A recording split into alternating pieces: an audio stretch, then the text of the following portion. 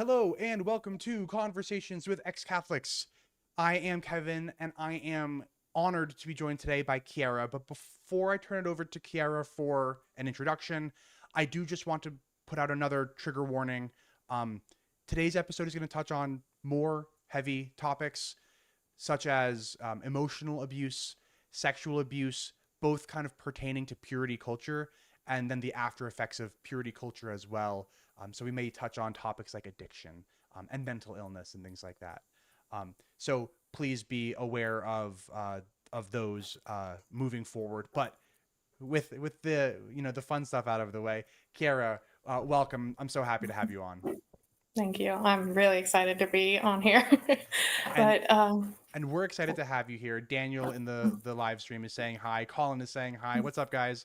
Um, so real quick, I think it's just how we got in touch was so you are a friend of Anthony, is that right? Or you know Anthony Mhm. from the same chapel, is that right?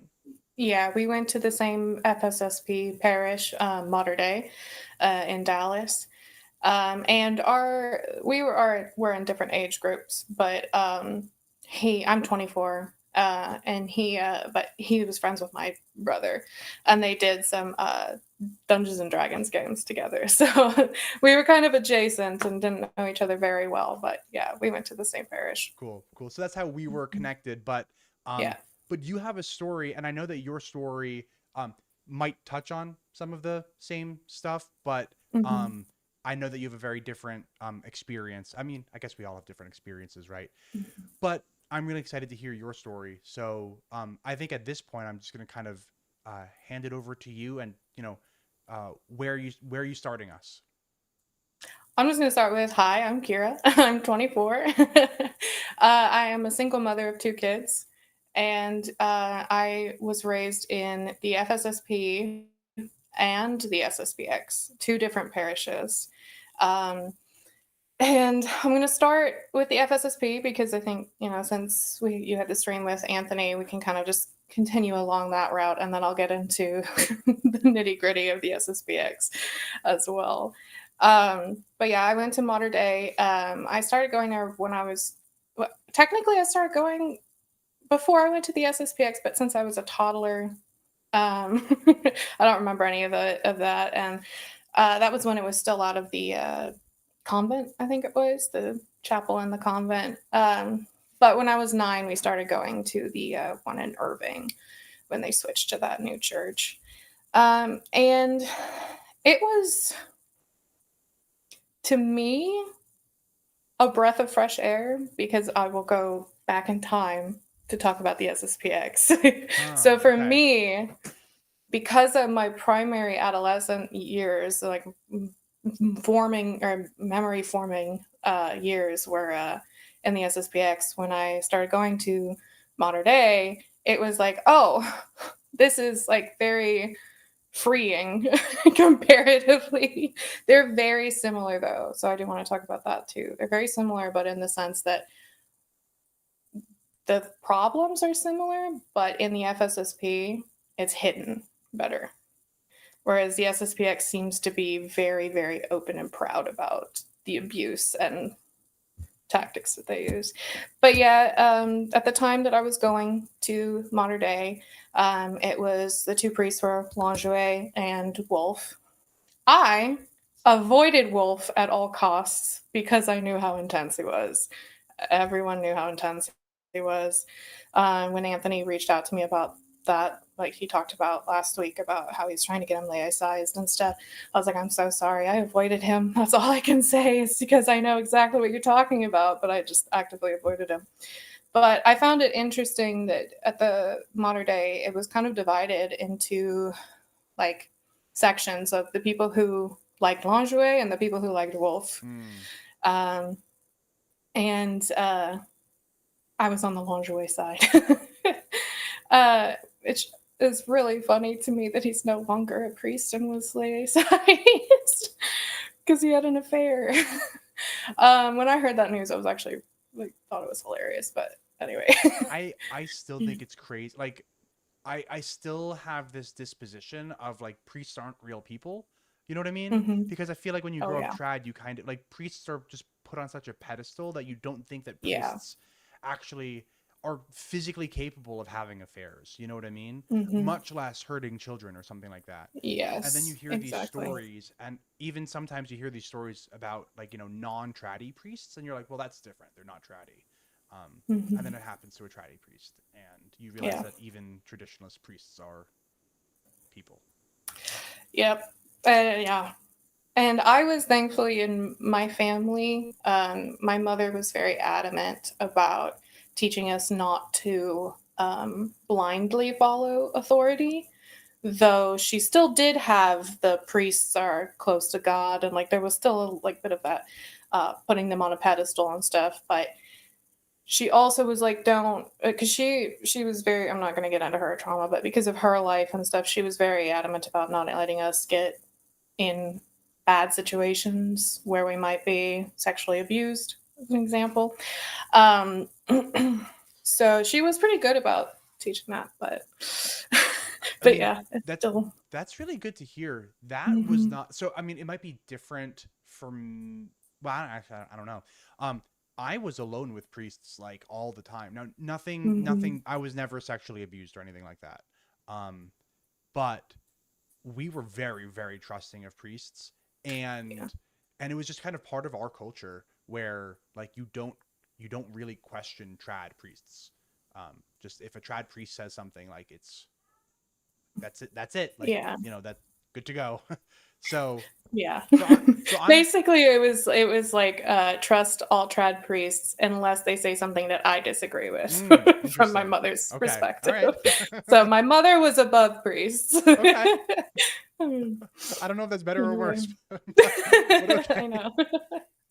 Mhm. But yeah, so yeah, I was a lingerie side, and so a lot of my friends and my group, a lot of cliques were formed because it was such a big parish. It just separated into a lot of different like cliques and their own little mini cults, if you want to call them that. Mhm. Trad churches are clicky. It's Oh weird, yeah. very clicky. Yes, Colin, I can turn up my mic. uh Let me know if that sounds any better, Colin. Sorry. There we go. But yeah, so I'm trying to remember. I wrote notes down because I know I have ADHD, so I'll just put that out there. I'm very forgetful and go all over the place. So I have notes on my phone. Help me Reference your stay notes focused. as much as you need, and if you ever kind of Mhm. get to a dead end, I'm happy to kind of ask some questions. um Awesome. I don't know if your notes are taking you in a different direction. Feel free to head in Hmm. that direction.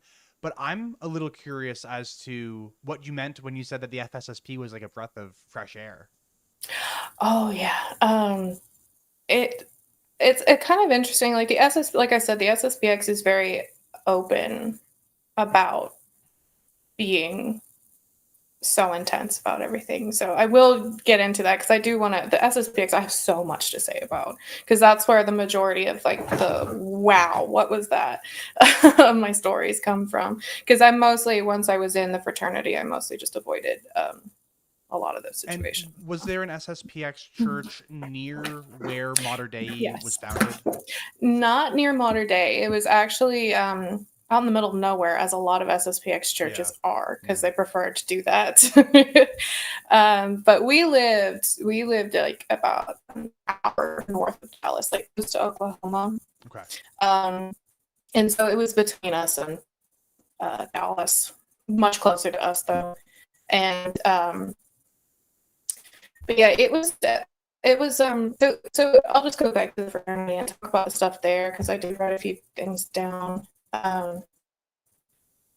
It was like more diverse in the types of families, and that was nice. Like I could find my pants wearing women in some families, so that I could, and people who actually liked listening to music, um, were allowed to listen to music actually. you know. Now, at our, FSSP church growing up, we had certain families who would say things like, there are some like melodies that are intrinsically ordered towards like creating lust and stuff like that. So like Mm-hmm. I remember them talking about rock music that way, which I kind of thought was hilarious because like they were referring to like Yeah. 1970s rock and stuff like that. Keep in mind this is like the early 2000s. And so like it's like 30 years too late, but they're talking about like oh the guitar solo in Led Zeppelin is gonna cause you to lust and stuff like that, which I just Yeah. kind of find hilarious and also just like not at all correct because like if anything like Led Zeppelin today is very much like associated with like nerd music culture. You know what I mean?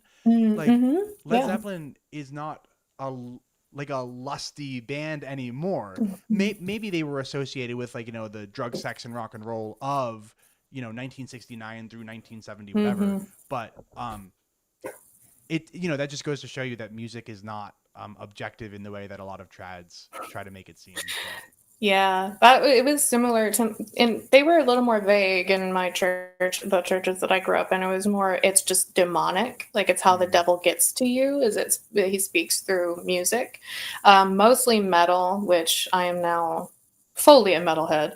nice. So yeah. I Well, listen I to a actually listen decent to like amount of all metal. music. Yeah. Me too, me too. But when I say that I listen Mhm. to metal, I mean like my favorite bands are like some prog metal. So like I really Oh like yeah. bands like Dream Theater and stuff like that. Um, Hmm. I'm less familiar with some of the metal, like the kind of like the Sleeping with Sirens, kind of like We Came Oh as yeah. Humans brand of metal. Less familiar with that, but Hmm. I'm still a fan. And what's funny is that I listened to all of that while I was still Catholic. I just kind of like didn't really tell anybody. Yeah, exactly. That's what happens. Yeah. Is they control like all of the media, or at least they try to, right? Because if they actually go in and do something and try to actually control everything, then they're gonna get in trouble more so than if they just tell you that it's shameful. But yeah, we end up just doing it anyway. Yeah. Steven says music is more degenerate now, therefore degenerate music is no longer degenerate. Yeah, I mean, I that may be something that they used to say. I don't actually recall them saying that, but that sounds like something that they would say. Like, oh, Led Zeppelin is bad. It's just that, Cardi B is worse, therefore Led Zeppelin doesn't seem as bad, but it still is bad. And then Yeah. Daniel adds, they told us some crazy stuff about rock drum beats coming from pagan. Mm, No, I heard that actually. yeah. Yes. Hmm. Evangelical youth groups, I think, sound fairly similar to Trad Catholic youth groups. Simon and Garfunkel, even. So Oh. I probably heard things like Simon and Garfunkel is just associated with drugs and stuff like that. So if you listen to Hmm. Simon and Garfunkel, you're going to start smoking pot. And then next thing you know, you're homeless and, addicted to meth and, whatever. Yeah. Trad culture. Exactly. Oh, trad culture, man. But yeah, so that's what I mean. Like the diversity of the families is a bit broader when it comes to FSSP, because it speaks like people who are like aren't like Catholics that are Norvis Ordo Catholic may actually just come to an FSSP church if it's close by. So you have broader families in that regard. I wonder if you had a different experience at Mater Dei than I did at Our Lady of Fatima in New Jersey. And the reason I say that is I don't think that we really had Novus Ordo families coming to ours. Mm, Um, but our church was also established in the 70s or something. So it was actually established as a church before it was established as an FSSP church.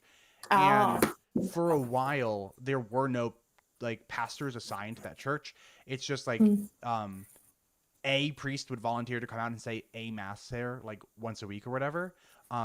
And then this was all before I was born, but there was like a war between like half the families wanted to turn the church into an SSPX church, and the other half the families wanted to turn it into an FSSP church. So this must have been by the late 80s because the FSSP was only founded in the late 80s by now.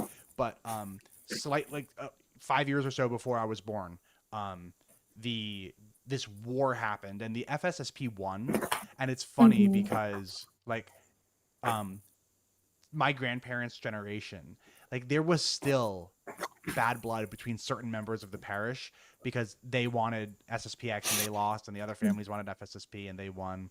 And that kind of just speaks more to that clickiness of trad churches. yeah. But anyway, Yeah. because of all that, I think that our church, our FSSP church, Mhm. may have been a little bit less of a breath of fresh air. Oh, um, absolutely. but Yeah. Yeah. And that's also coming from, it's a breath of fresh air from someone who was adamantly Catholic and someone who was tired of being like, just there was so much at the SSPX. It was a lot of it was a very small parish. So there was only like, it's probably more than this, but it felt like 10 families and that was it. Like it had about maybe 30 pews, maybe less. Wow. Okay. Yeah, it was very small, very, very small. So I think that's what I mean is like that was a very, I remember, for example, I would leave to go to the bathroom during the sermon and be called out from the pulpit by the priest. Yes. Whoa. So it was very controlled. So it was much smaller. So like the FSSP as a general culture and the SSPX as a general culture, very similar, basically the same. Just like I think the only difference is that the FSSP can hide it better. And the SSPX is just happy to not hide it. Yeah, they're That's more pretty much it. bold maybe in their, Yeah. practices. And so when I say a breath of fresh air, it's because it when we went to modern day, it was like, oh, everyone's friendly. They want to get to know me. They're not just like, they're not, it's not the same people. It's not, that I see every day. So it was there were a lot, like I said, a lot more people wearing cute clothing because in the SSPX, both places control what you wear. Mm-hmm. Both FSSP and SSPX control what you wear. Women have to wear modest clothing, right? In the SSPX, you have to wear modest clothing that is not pretty because if it is pretty, you're trying, and that's a sin. Yeah, So, okay. yeah. At least in my parish, which the SSPX parish was actually called Our Lady of Fatima. That's weird. Yeah. Hey, when you're trad, there's only so many different ways that you can name your church. I feel like half of the churches are probably called Our Lady of Fatima. Yeah. Oh, yeah. I tried to look it up because I couldn't remember. We just called it Sanger because that was the town that it was in. So we were like, oh, we're going to go to Sanger or Mater Dei. But I tried to look it up the other day, and it was like probably 10 search results for Our Lady of Fatima in this area. Yeah, that sounds about right. Yeah. It's very common. Plus, the SSPX is really obsessed with Our Lady of Fatima. So. Yeah. Trads in general seem to be rather obsessed with like the whole mysticism thing. Like not just like Fatima's like probably the biggest one, but like lords and stuff like that too. They're kind of just like obsessed with like the whole Catholic mysticism thing. But I'm interested in hearing a little bit more maybe. So I don't know if you were like going in a certain direction, but I'm interested in hearing a little bit about your. So I know that you said something to the effect of purity culture and shame within Catholicism was kind of like a big part of your, I guess, your journey out.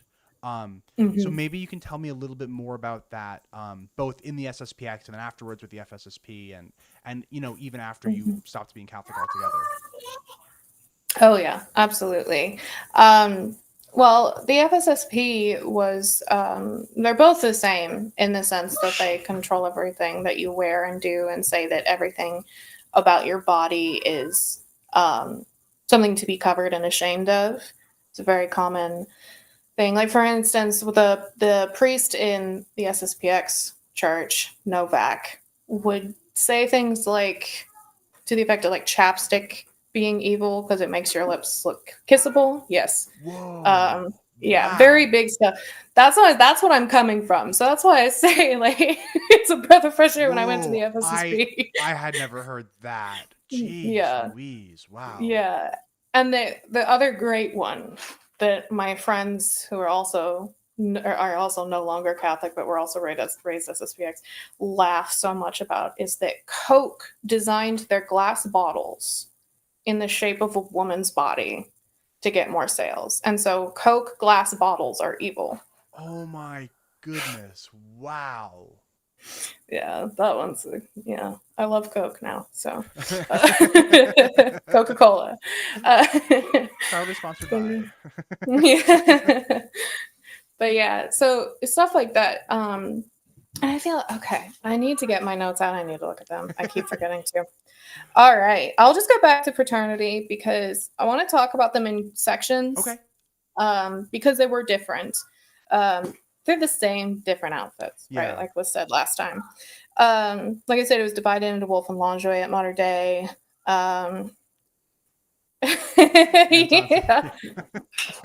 exactly. That is a sign of end times. Yeah. I struggle so much using chapstick now because I just avoided it so much. I forget. So there's one of the effects. It's just like I have chapped lips all the time. That's if you're a traditional Catholic, you'll get chapped lips. No, but Yeah. yeah. So yeah, there's a lot of control over what you wear. Like, and my my mother wrote a book that was popular more so in the SSPX, but it was about modesty.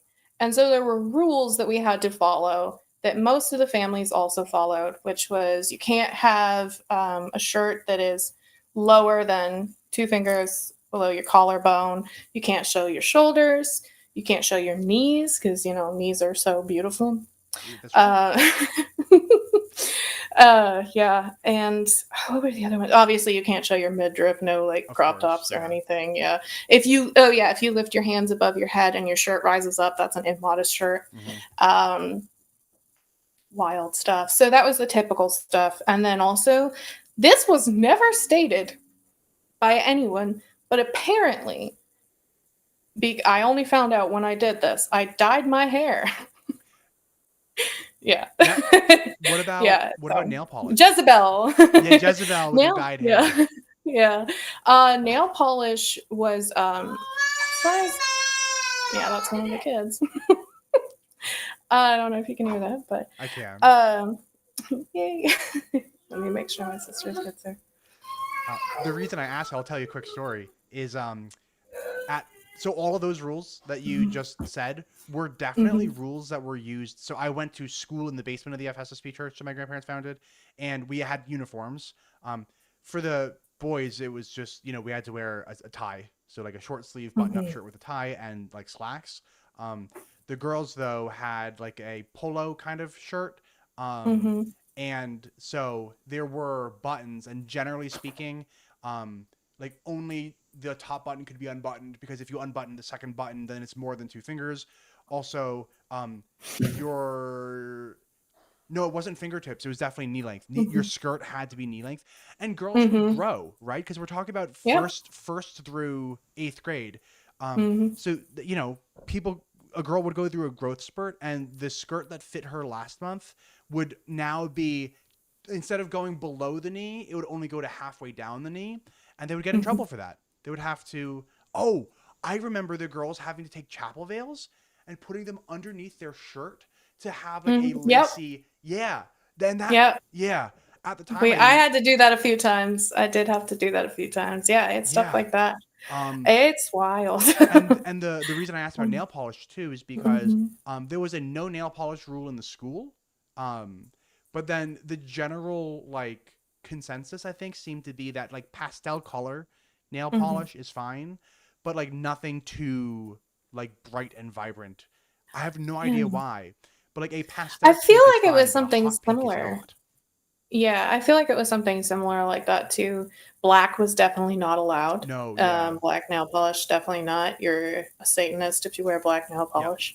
So yeah, it was I feel like too, like I said, the diversity, and then it was kind of separated into 2 main factions, like lingerie and wolf. The wolf side would definitely be more like no makeup, no cute clothes, no nail polish, like that sort of stuff. It was more, obviously there was diversity within both factions, but I just want to say hi to Braxton real quick. What's up, Braxton?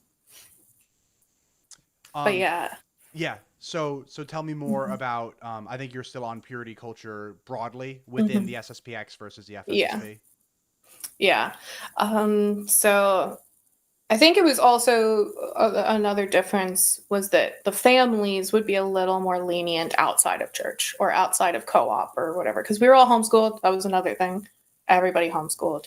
That was another thing with the diversity of the FSSP. Also, the parish that I went to, some people came that were public school kids, but in general, they weren't really liked or wanted to be around because they were, public school kids. But in the SSPX, if you came in and you were public schooled, like, you would be immediately shunned and you would not be allowed back in the church. Yeah, like, because it might be a bad influence, right? Yep. Yeah, because it was almost a requirement. It was a requirement, basically, to be in that parish. You had to be homeschooling. You absolutely had to be.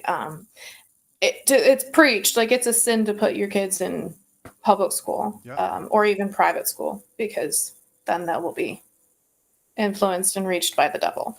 Everything was demonic. The thing about the SSPX that I find the funniest was the parish that I grew up in had a war on Lady Gaga.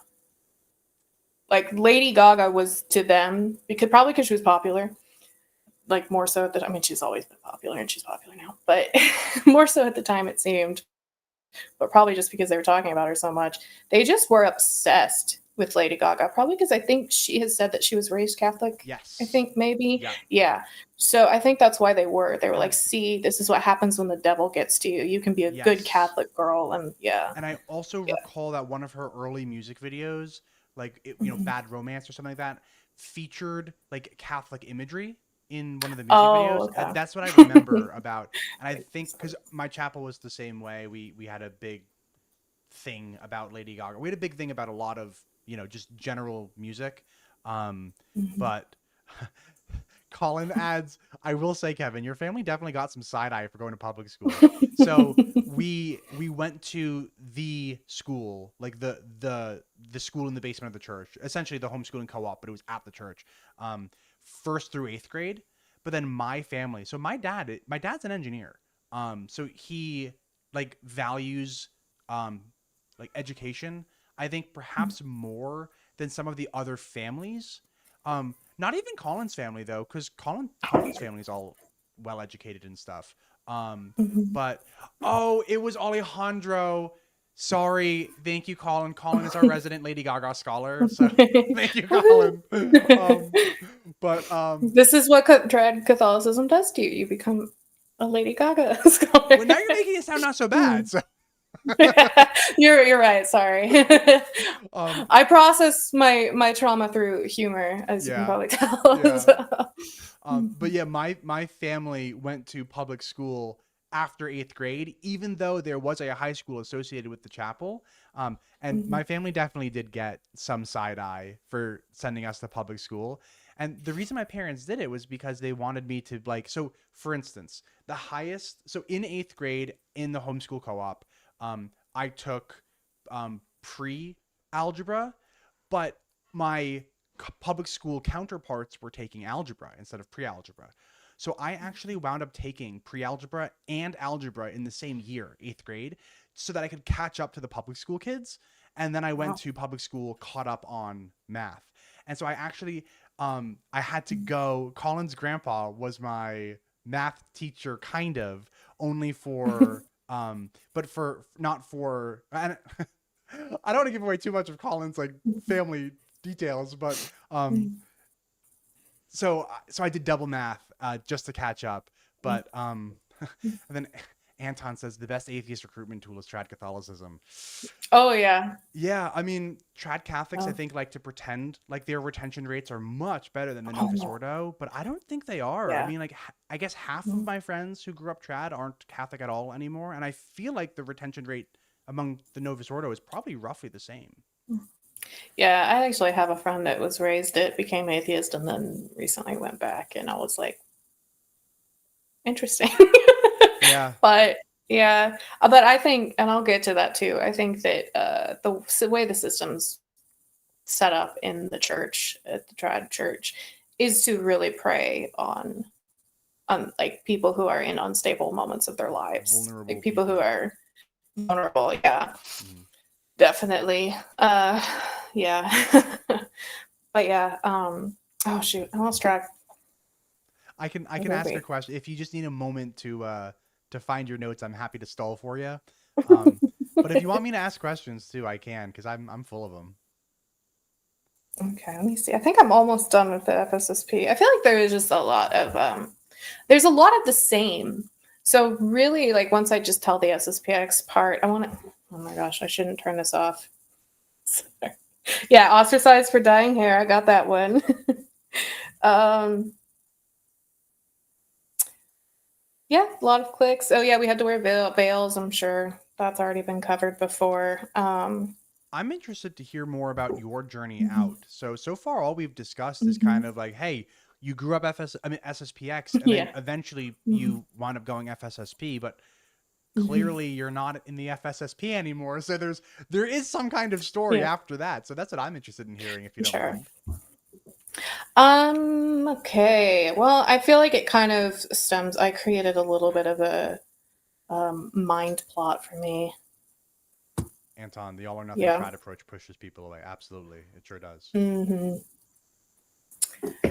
But yeah. So I think the story kind of involves all of it, like every experience I had. Not that I'm going to go through every single experience, but I think it did start in the SSPX. Like I started having doubt very early on when I was very young. Um, but when I was 5, we started going to the SSPX church, and I already talked a little bit about like it was very much like very few families. But the things that stood out to me the most were that they had a lot of contradiction, right? They Mm, would preach a lot of charity and kindness and then be a-holes and abusive. And I think I picked up on that pattern almost immediately. Um, but of course, I didn't think it was the church that was the problem. It's like, it's just the people. It's just the people that right. are a problem. You always think it's just the people first.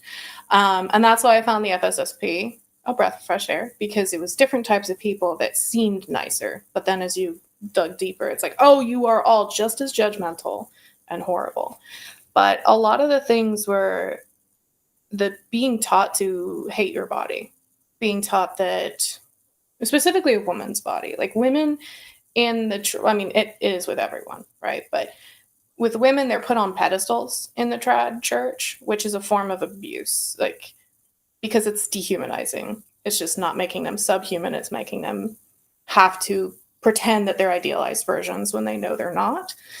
Um, and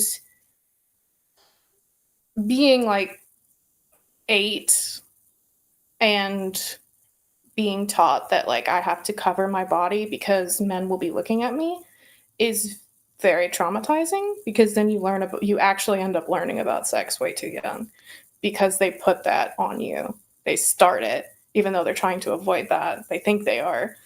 They end up starting it. Yeah, they put it on you in they're saying it's your responsibility. Mhm. Like Yep. my as a young man, my temptations are your responsibility to manage. Exactly. Yeah, and that I can talk about that for a long time. But yeah, that was the mm, that was a really big one for me, I think. I didn't realize it at the time, right? A lot of this is just stuff that once you hit that certain point, a lot of things just come rushing in, and Oh you yeah. remember a lot of things, and you realize like all of these I've had these thoughts, but I haven't paid attention to them. Because also, as I think you've talked about before, like they really discourage any questioning about the faith and the traditional Catholic Church, and really discourage that. And so you think you're a sinner if you even have like one shred of doubt. Um, but that was another thing too, is that it was also teaching, when it teaches like this purity culture of just like you have to hide your body, you're responsible for other people's lust, and all of this very toxic stuff, and also that you cannot um, have thoughts about this. You can't think about it when they're just like shoving it in your face constantly. I But you know. can't think about it. I know, it's the weirdest thing that they do. They don't Mm-hmm. stop talking about sex, and but Yep. the one thing that they keep saying about it is that nobody can think about it. And it's like, then Mm-hmm. stop talking about it. Like, oh my Exactly. gosh. Yeah, you end up finding out about it way too young, and we like, if you know anything about like that, that's like really, really bad for childhood development, is to discover sex too early or sexual things too early. That's like really, really bad. Trad cats. Gloff. Trad cats. Um, so Yeah. So, if you're just joining, Gloff, Kiera grew up in the SSPX. So mhm. that probably speaks enough to what we're talking about Yeah, here. what we're talking about. Yeah. Yeah. But I think a big one was that basically it came down to, so if God made me and God wants me to not do any of this stuff, but that's who I am. Like, I'm thinking about this is natural for me. Like, once I was older, right, it was natural for me to think about that stuff. Once you hit puberty, that stuff happens. And it's natural. And I just felt, and then also I found out too that I was also attracted to women. And so naturally that brought about a lot of shame, and that, like, oh, so I am evil. I am this. Because that is another thing, that, because like we said, they talk about sex nonstop. Homosexuality is another part of that. And in the SSPX church, they called them, I think, the San Franciscans, I think. They had, because apparently, according to Novak, I think it was, that's where the majority of gay people go, is San Francisco. Or somewhere, or something with that. I confuse names a lot, but it was something along those lines, which was already just crazy. But because that's constantly preached of just how sinful it is to have any thoughts, let alone be gay or a lesbian or anything, I was like, so God made me to go to hell. That's what God did. Because, and I know obviously the Trad Cats would be like, it's like your cross to bear. You have to get over it, that concept, which is just obnoxious. But in the end, that was one of the big thoughts in my head, is just like, if God is up there and made me, and what they're saying is true, then he wants me to go to hell, because this is not something that I can just get past. Because also, they don't just, in the SSPX, they weren't just saying like, there were people that were being like, it's just a cross to bear and you can get over it and you can hide it and whatever, which has its own trauma itself. But a lot of them also were just, if, this is trigger warning, if it was possible and legal, they would still stone people for being gay, yeah, for sure. Mm-hmm. If they could, they would. And that's another thing. And that just speaks to it too. Yeah. Not too long ago, I had a conversation with somebody, I won't name names, but it was somebody from my chapel growing up, my FSSP chapel. And we were talking about the role of government in like morality and stuff like that. And I said something to the effect of like, hey, look, as long as you don't want to legislate your religion, I'm fine. And they're like, yeah, I don't want to do that. I'm like, great. Like, for instance, you don't want to make it illegal to eat meat on Ash Wednesday, right? And he's like, no, I would never want to do that. I'm like, great. And I said, like, and you would never want to make like gay marriage illegal, right? And he goes, well, no, I would have to do that. And I was like, why? Why? Yeah. And he's like, because it's, oh God. I don't mean to laugh, but I will not say, oh, there was I actually will say this because it's a really, really messed up idea of it. And it's something that I have had to like, oh my gosh. Anyway, a common idea, which also makes the whole shame around the idea and the like calling it a sin and like them hating homosexuals are evil. That whole concept is made worse when you hear that they think that homosexuality, some people obviously think that homosexuality is caused by being molested as a child. I have heard that too much from that parish. And it's like, so then you're going to shame them and view them as sinners and want them to go to hell. Like, then you're an evil person. And first of all, that's not what happens, but yeah, right. yeah, but also that's how you view it. Yeah, that's just not at all the case. Yeah. But yeah, so a lot of the discussions around that. And that was another big one, is even before I realized that like I was bi-curious and stuff, I also found the concept of shaming people for homosexuality just weird as a kid. Like, I was already just like, why? Because they're adults. Kid than I was. I did shame them. I'm just saying there was those thoughts, right? I didn't have that opinion, but I had those thoughts. Yeah. Yeah. I don't make excuses for it. I was a pretty terrible person when I was younger. I absolutely used the word gay like a slur, like referring Oh like when yeah, something bad happened, I I'm like, did oh, too. that's gay. It was not good. Um, Yeah. and I definitely, like I definitely, I don't know if I ever used the F word to describe gay Hmm. people, but if like other people did, I definitely didn't bat an eyelash. I was like fine with Yeah. it, even if I did. I don't, and I may have said it. I don't recall, frankly. Hmm. Um, and I was trad Catholic, you know, and Hmm.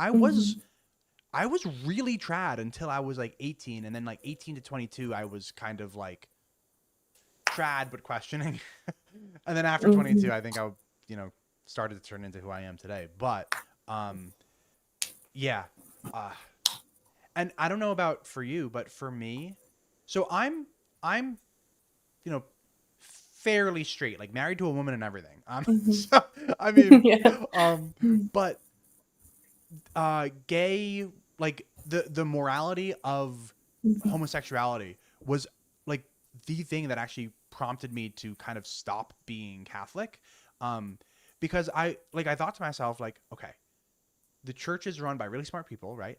And um, I don't know why it's wrong. Like it doesn't seem like prima facie, just it doesn't seem like it's wrong, but it is. The church has said so. Hmm. Why? Let me look into it. And then I started reading about Exactly. teleology and stuff, and I'm like, Mm. I don't think that any of this is real. Like I don't think this is right.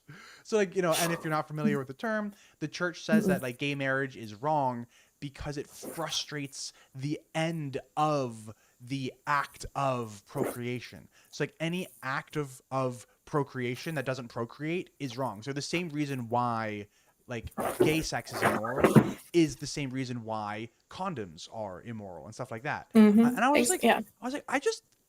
I don't think that like doing things for no reason is wrong. You know what I mean? Yeah. Like walking on your Yeah. hands, for instance. While you're walking on your hands, you're Mhm. frustrating the telos of your hands, right? So I'm like, I don't think that's wrong to walk on your hands, and I also don't think it's wrong, you know, to have a gay relationship. Um, Yeah, I also did it like it was that was a big part of it for me too, and it wasn't just because I really like it took me a long time to realize that I was probably gay, queer as well. Um, but that was a big part of it too. Was just my mother used to talk about having lots of gay friends. Like she had lots of gay friends. So, really, your mom had oh, lots of gay friends? yeah, she did. Sorry, Colin. That is I'm so sorry because that is just horrendous. That belief, like I said, I process stuff with humor. So when I was laughing earlier, it's because of how absurd and horrible it is. Because that's how I react to something like that. But I am so sorry because that is just, it's so harmful. And people just say things whenever they feel like it, especially in traditional Catholic Church. They just don't think. They can't think past a certain point, and it's horrible. Yeah, Colin's got a hell of a story. Mm. Anyway, Well, I love you, Colin. he loves you too. I know he does. I'll say it for Mm. him. Um, but what I find is interesting. I don't know if you can speak to this at all, but I feel like a lot of the people at trad churches kind of had pasts that were like a little bit surprising almost.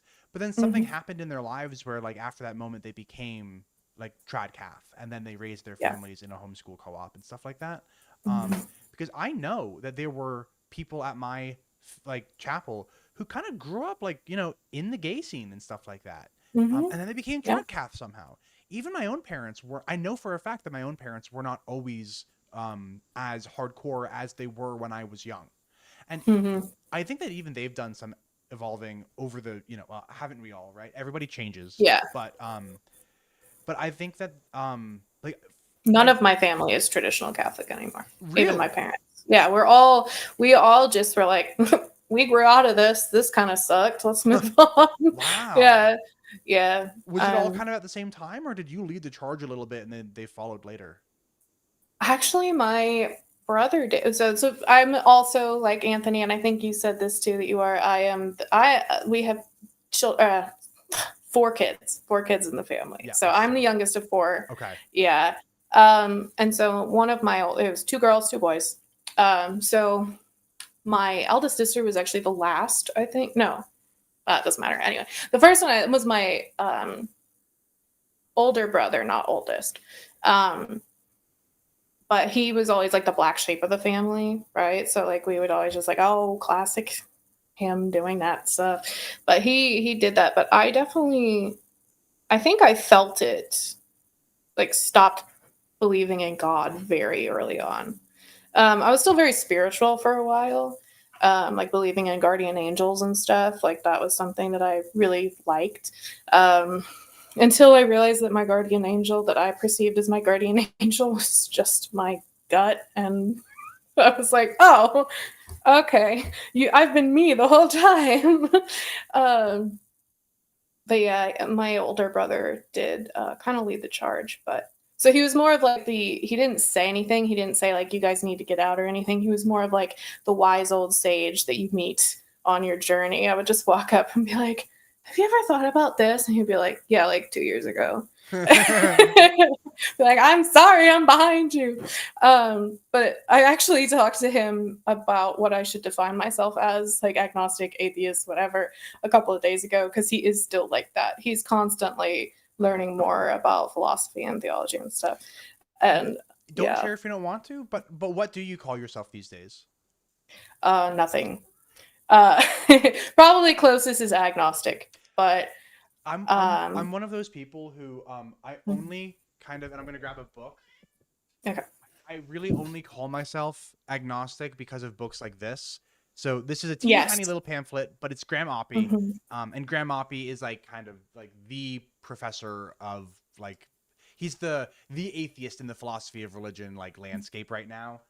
And his definitions are like very precise. So if I'm speaking super precisely, I'm an agnostic. If I'm speaking colloquially, though, the word atheist applies to me totally fine. Like, oh yeah, you know, same. If somebody said to me like, Kevin, you're an atheist, right? I wouldn't be like, no, technically I'd be like, yeah. Because I used to call myself an agnostic atheist until I actually recently watched one of your videos where you talked about that's not really a thing. Well, and here's the thing too. Sometimes I get all weirdly bent out of shape about definitions in a book. Like, words are our playthings, and we like, you know, words only mean what we agree that they mean. And as long as you and I agree about what a certain word means, that's all that matters. So if we use the word atheist to mean what Graham Oppie means when he says agnostic, that's fine. You and I can use the word atheist and it doesn't matter. You know what I mean? Words have no intrinsic meanings. They mean whatever we agree that they mean. And as long as we understand each other, that's what matters, not the textbook definition. Yeah, because I would call myself agnostic atheist because it's like, I don't know. And I don't believe, but not because I view belief. I feel like, I don't know, maybe this is actually how you view belief. I view belief in like percentages. So like I never 100% believe anything because I think it's anti-realism. I think everything is subjective except for my consciousness, right? The only thing I can objectively know is that I am a consciousness having experience, blah, blah, blah. So I kind of view everything in that subjectivity sort of light of just like everything's a percentage. And so I do not believe that there is a God, but so here we go. I don't believe there is a God, but I also don't disbelieve that there could be a God, right? That's kind of where I was at for a while. But currently I'm more at it doesn't matter if there's a God or not. To me, it doesn't matter. So I'll be honest. I don't care. I'll be honest. That's kind of goals for me. It's like getting to the point where I don't care. But if I'm being honest with myself, like I do care. And I do care on some level. I care about people believing in a God and it doing this stuff, right? I care about that. For me and my morality, I do not care if a God exists or doesn't, right? I care about the perceivable world. Yeah. And that's what I mean when I say like that is goals for me, because I think that I even care like on both levels, kind of. I get angry sometimes. Yeah, but all right, continue. But like what I mean is that like sometimes I think that I spend so much time thinking about all this stuff, and it's like I could be doing so many other things. Like, you know, I have this much emotional bandwidth, and a decent percentage of it is occupied by all this stuff. And it's like, wouldn't it be nice if I could just remove all that emotional bandwidth and like use it for something else, like something more productive? And like reading. Yes. Fiction. I do a pretty good job reading. Oh, my book is downstairs right now, but I do. And if I go like this, there you go. Do you see the bookshelf behind me? Yeah. That's trying to see what books you have. So all up there is the Wheel of Time. Oh, nice. That is a whole bunch of Brandon Sanderson. I'm a big like fantasy guy. Oh, yeah. Do you have a Bridge 4 tattoo? I thought I might have seen one in one of your frames. Yes, I knew it. There it is. Yeah, I love that. Yeah, I want one. I don't know if you've read Mistborn by Brandon Sanderson. I have. Okay, yes. So that's this is Vin. Hold on, camera. Oh, how am I gonna get this? My camera moves with me. Oh, I'm gonna have such a hard time showing this one off. Actually, I'm gonna give me 1 second. Bear with me. I actually got this really cool new camera where I can change the like the position of the camera. So there we go. Oh wow. There's Vin. Oh, that's awesome. Yeah, so you can kind of there we go. That's pretty close. That is awesome. Yeah. So I really like this one. Yeah, and now let me put my camera back. Isn't that a cool camera though? How it does that like that? Oh, that's awesome. Also, random fun fact that I will completely go back to our previous topic afterwards. There is a Kelsier skin in Fortnite. I know, isn't that weird? It's random out of everything. Like Kelsier from Mistborn, did not expect that. I think it's because Brandon Sanderson is neighbors with the CEO of the company that makes Fortnite. Oh, and like their sons are friends, sense. And like Oh, Brandon's son was talking to his friend's dad, like, can you please put somebody from my dad's books in Fortnite? And so they put Kelsier in Fortnite. That is so cute. Sorry, my cat's bothering me. Oh, hold on. I've got they gotta meet. We'll never get through this. I just unplugged my headphones, so now I can't hear anybody. But here's Angus. Oh, this is Iris. Let me put my headphones Not that you can hear. So I can hear everybody again. This is the most chaotic stream that I've done in a long time, but I love it. Well, it's the ADHD. You can see Angus's butt. That's his most important feature. And then here's Molly. Here she is. Oh, she's so precious. Yeah, she's cute. I love it. Yeah, my two kryptonites, Brandon Sanderson and cats. Oh, and Fortnite. And Fortnite. Yeah, I've been obsessed with that recently. Anyway, I will get back on topic. I'm telling you, ADHD, which I will get into talking about that too, because that's another thing. Actually, there we go. We'll bring it back. Yeah. The mental health and any science denial is insane. That was another thing. Once I began to learn more about science, that's another thing. So we weren't allowed to be educated either. Women shouldn't be educated. That was a thing in the SSPX, where it was a little more lenient in the FSSP parish that I went to. All right. This feels weird just jumping back to this topic. No, now. this is good. Yeah, somebody had to bring us back on track. Yeah. It wasn't going to be me. It's the one with ADHD, not on meds. But yeah, anyway. Okay. I'm going to take a sip of water real quick. Do it. Yeah. For anybody who didn't join within the first 2 seconds, one of the trigger warnings that we did give for today's episode, which has been a lot lighter than I feared it would, but one of the trigger warnings that we might be getting into today, or right now, is we talked a little bit about just kind of mental health issues, and then also I think substance issues too. Yeah. In trad communities. So we might start heading in that direction now. I kind of wanted to repeat that because it's been a while. So. Yeah, that's good. Yeah, especially when we went on a little tangent too. Yeah. I think if you get so light, it's it's a fun episode. All right. Anyway, back to trauma. Right. But yeah, mental health is just real. It's not existent. In the SSPX, there's a more extremism around it being, if you have a mental health disorder, you are possessed. That's the demon. And it definitely is. You can pray your mental illness away in the FSSP church that I went to as well. Anything about therapy, psychiatry, psychology, any of that, bad news, not good. Because it breaks you out of the shame cycle. that's why they want to avoid it, because it is very much the shame that is taught. It's just automatically taught, because if you're afraid of going to hell, you're automatically going to have some sort of shame if you do something that they just arbitrarily decide is a sin. And when you have hell, and then you start to say, oh, if you sin, you're going to go to hell, and you start piling all of these random things on top of it that makes it a sin, or that is a sin, and calling it a sin, then the shame keeps the person thinking about their shame and their guilt, puts them in a shame and guilt spiral, and is easier to control and is easier to manipulate because you have put them into a spiral, right? And I think that's why they don't want.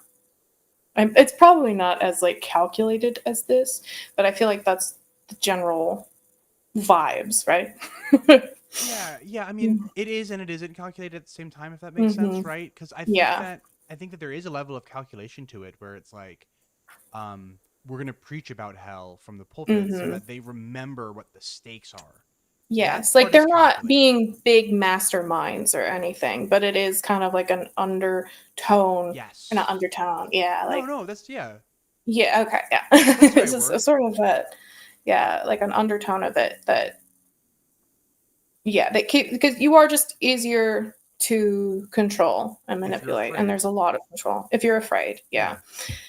And so that was a big one too, is that my mother was obsessed with psychology.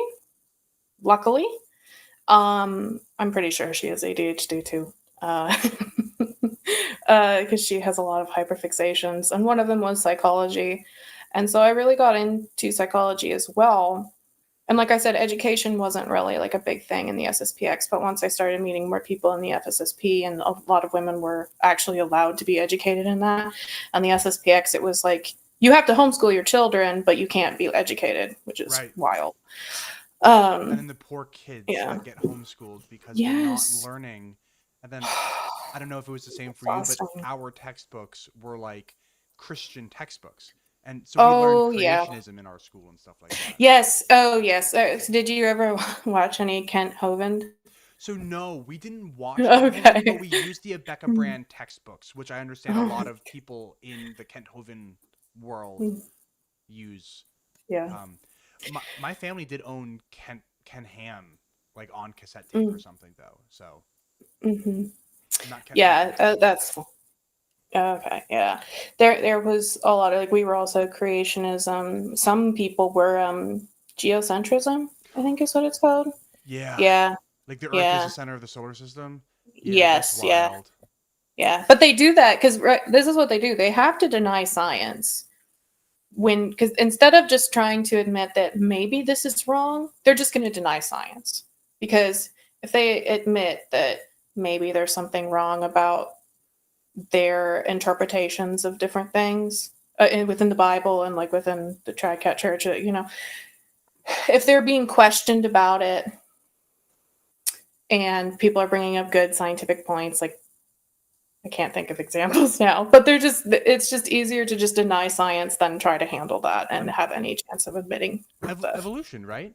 Evolution is like a big thing, I think, in trad circles. And if you see me looking over to the right, it's only because I'm trying to turn my mic up even a little bit higher, because I think Mark was letting me know in the comments that I'm still a little quiet. If I talk directly into it, that should be fine. The way that evolution was taught to us was very like anti-intellectual. It was like, don't even look into it. It's all nonsense. It's all garbage. It's a sin. Forget about it. Evolution is bad. Darwin was possessed by the devil. That sort of BS. But yeah. So anyway, sorry. Like I said, I go on a lot of different tangents. But since I was learning more about psychology and stuff, theology of the body. No, so we didn't. I don't think so. And frankly, I think that the whole what's the name of the really nice gentleman from like the Theology of the Body Institute? He's got a YouTube channel. Him and his wife. He's a really nice guy. I forget his name, but I've heard disparaging comments made about him and his work. and it's all like it's still very much so Catholic, but I would call it like a lot more benign than the Trad Cath shame. Like it's it's it's it's Orthodox Catholic sexual ethics, so it you know it's still, you know, you can't use like birth control. You can only use natural family planning and stuff like that. But it is like, hey, sex is beautiful. It's a great thing. You know, nobody should be talking about sex as if like all sex is you know bad and stuff like that. So the theology of the body is like a much better version of Catholic sexual ethics than the trad theology of the body, which isn't really theology of the body at all. But no, so I never hear trad Caths talking about the theology of the body ever. I've never heard of it. I was gonna say I haven't heard of that, but also, like I said, I have ADHD. I never really listened. So that was also a big helping part of all of this, is that I just could not. I have a very slow processing speed. And if people are talking and I don't have subtitles, I don't really understand and I don't hear you sometimes if I'm off in my world. But yeah, so yeah, I was gonna say I'm not sure if they did or not. We were forced to memorize the Baltimore Catechism. Yeah, us too. Yeah, that was the main thing. But yeah, anyway, so psychology. I got into psychology and I started to like read about symptoms of depression, and I was like, oh, hey, it's me. What? And how that was treated when I would talk about that in the church was, no, you're not actually depressed. That's not It depression. wasn't treated at all, probably, right? No, not at all. And so there's also like mental health abuse too, obviously. Like if it's neglected, that's abuse. Neglect is abuse. And there's a lot of that. I have a personal theory that a lot of people are probably neurodivergent in trad cat circles, especially homeschooling trad cat circles, which is basically them. I feel like there's a lot of neurodivergent or people with mental health disorders. Just PTSD, probably at the most common, probably. And that's the thing. I am diagnosed with several disorders: depression, anxiety, PTSD, somatic symptom disorder. I don't mind sharing this, just FYI. I also have autism, which I don't share as commonly, but I don't mind sharing, which was a big shock to not me, but a lot of people. But all of those did kind of combine in this weird way to help me, first of all, not listen to sermons. The autism is like surprisingly logical. Not that I'm a logical god or anything, just, you know, it is somewhat like pattern recognition is a big thing. And that helped me a lot. Like I said, I started noticing this pattern of you say one thing, but you don't actually mean it, because then you're turning around and being like a mean person. You're just like insulting people, or there was like slapping wrists. Thank you, Anthony. Thank you. I try to be proud of myself too, but like I said, mental health. Yeah. So there's. I keep getting distracted. I'm so sorry. That's okay. Okay. I know that in our community, it was taboo to even talk about like mental illness.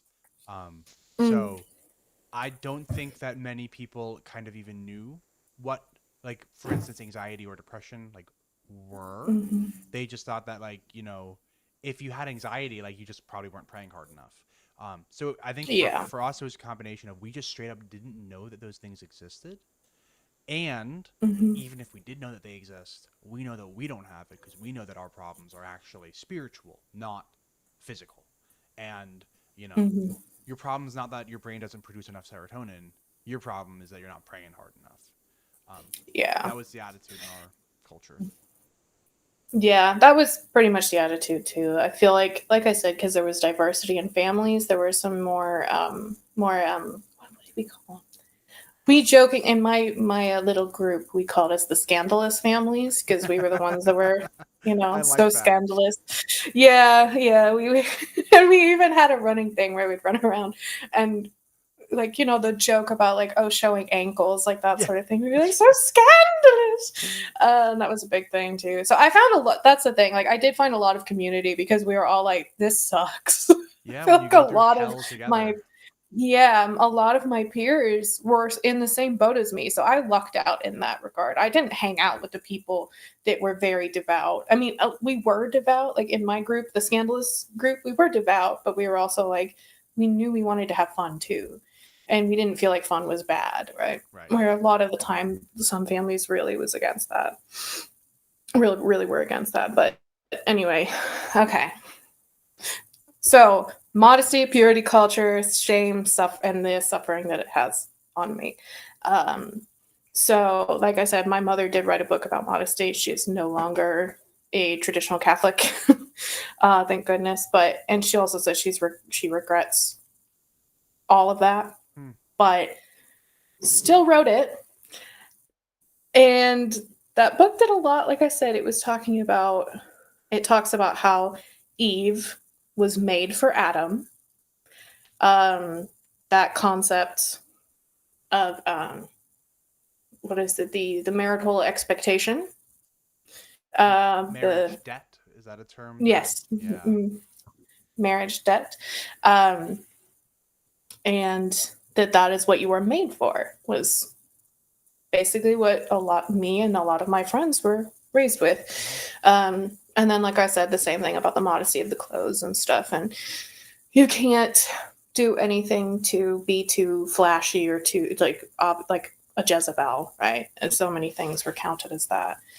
But at the same, so you can't do anything, and you can't be at all presentable, basically, and you can't try to wear anything that you like or make yourself look cute or anything, because that's a sin. But then also, you are going to be the Eve to somebody's Adam, and you have to be able to do that and be all for that and happy and want to do that. So a lot of this, again, it just didn't make sense to me as a kid, but it still had its effects on me. And this is trigger warning. This is when it gets into the heavier stuff. So trigger warning for sexual abuse and emotional abuse. It was outside of the religion. I had left. I considered myself atheist at the time, but I was 17 and I met someone who's 24. And that started a very long relationship that involved sexual and emotional and psychological abuse. And I didn't know I was in that kind of relationship. I didn't know, because it set me up to be the perfect victim. The way that purity culture in the traditional Catholic Church goes is it grooms people to be victims or abusers. Not like, obviously that's not the only thing you will be out after that, but like that's what the culture does. Yeah, that's what the culture does. And so from that, now I'm a single mother of 2 kids. And after 7 years of that relationship, I finally got out this year. Finally realized that was the biggest part, is I didn't even know, because this is what I just thought it was. Like, you just, even if you don't want to, there's the marriage debt, you got to do it. And even though I didn't consider myself Catholic anymore, it was just there always in the back of my head. Just because you don't use the label Catholic anymore doesn't mean that all of the conditioning that you went through suddenly goes away. Yeah, it's really in there. And I only realized this year how intensely so. Like, I was happy and content. I was like, I'm an atheist now. I don't believe in that stuff anymore. It doesn't affect me anymore. And I just wanted to shove it away. That didn't happen, because not a lot of people know about that experience. So once you get out into work life and talking to people, they don't know anything about it. So you just kind of want to shove it in the closet and just ignore it, because they're not going to understand. Catholic too, because they already they know what being Catholic is like. They're like, oh, so you're fine.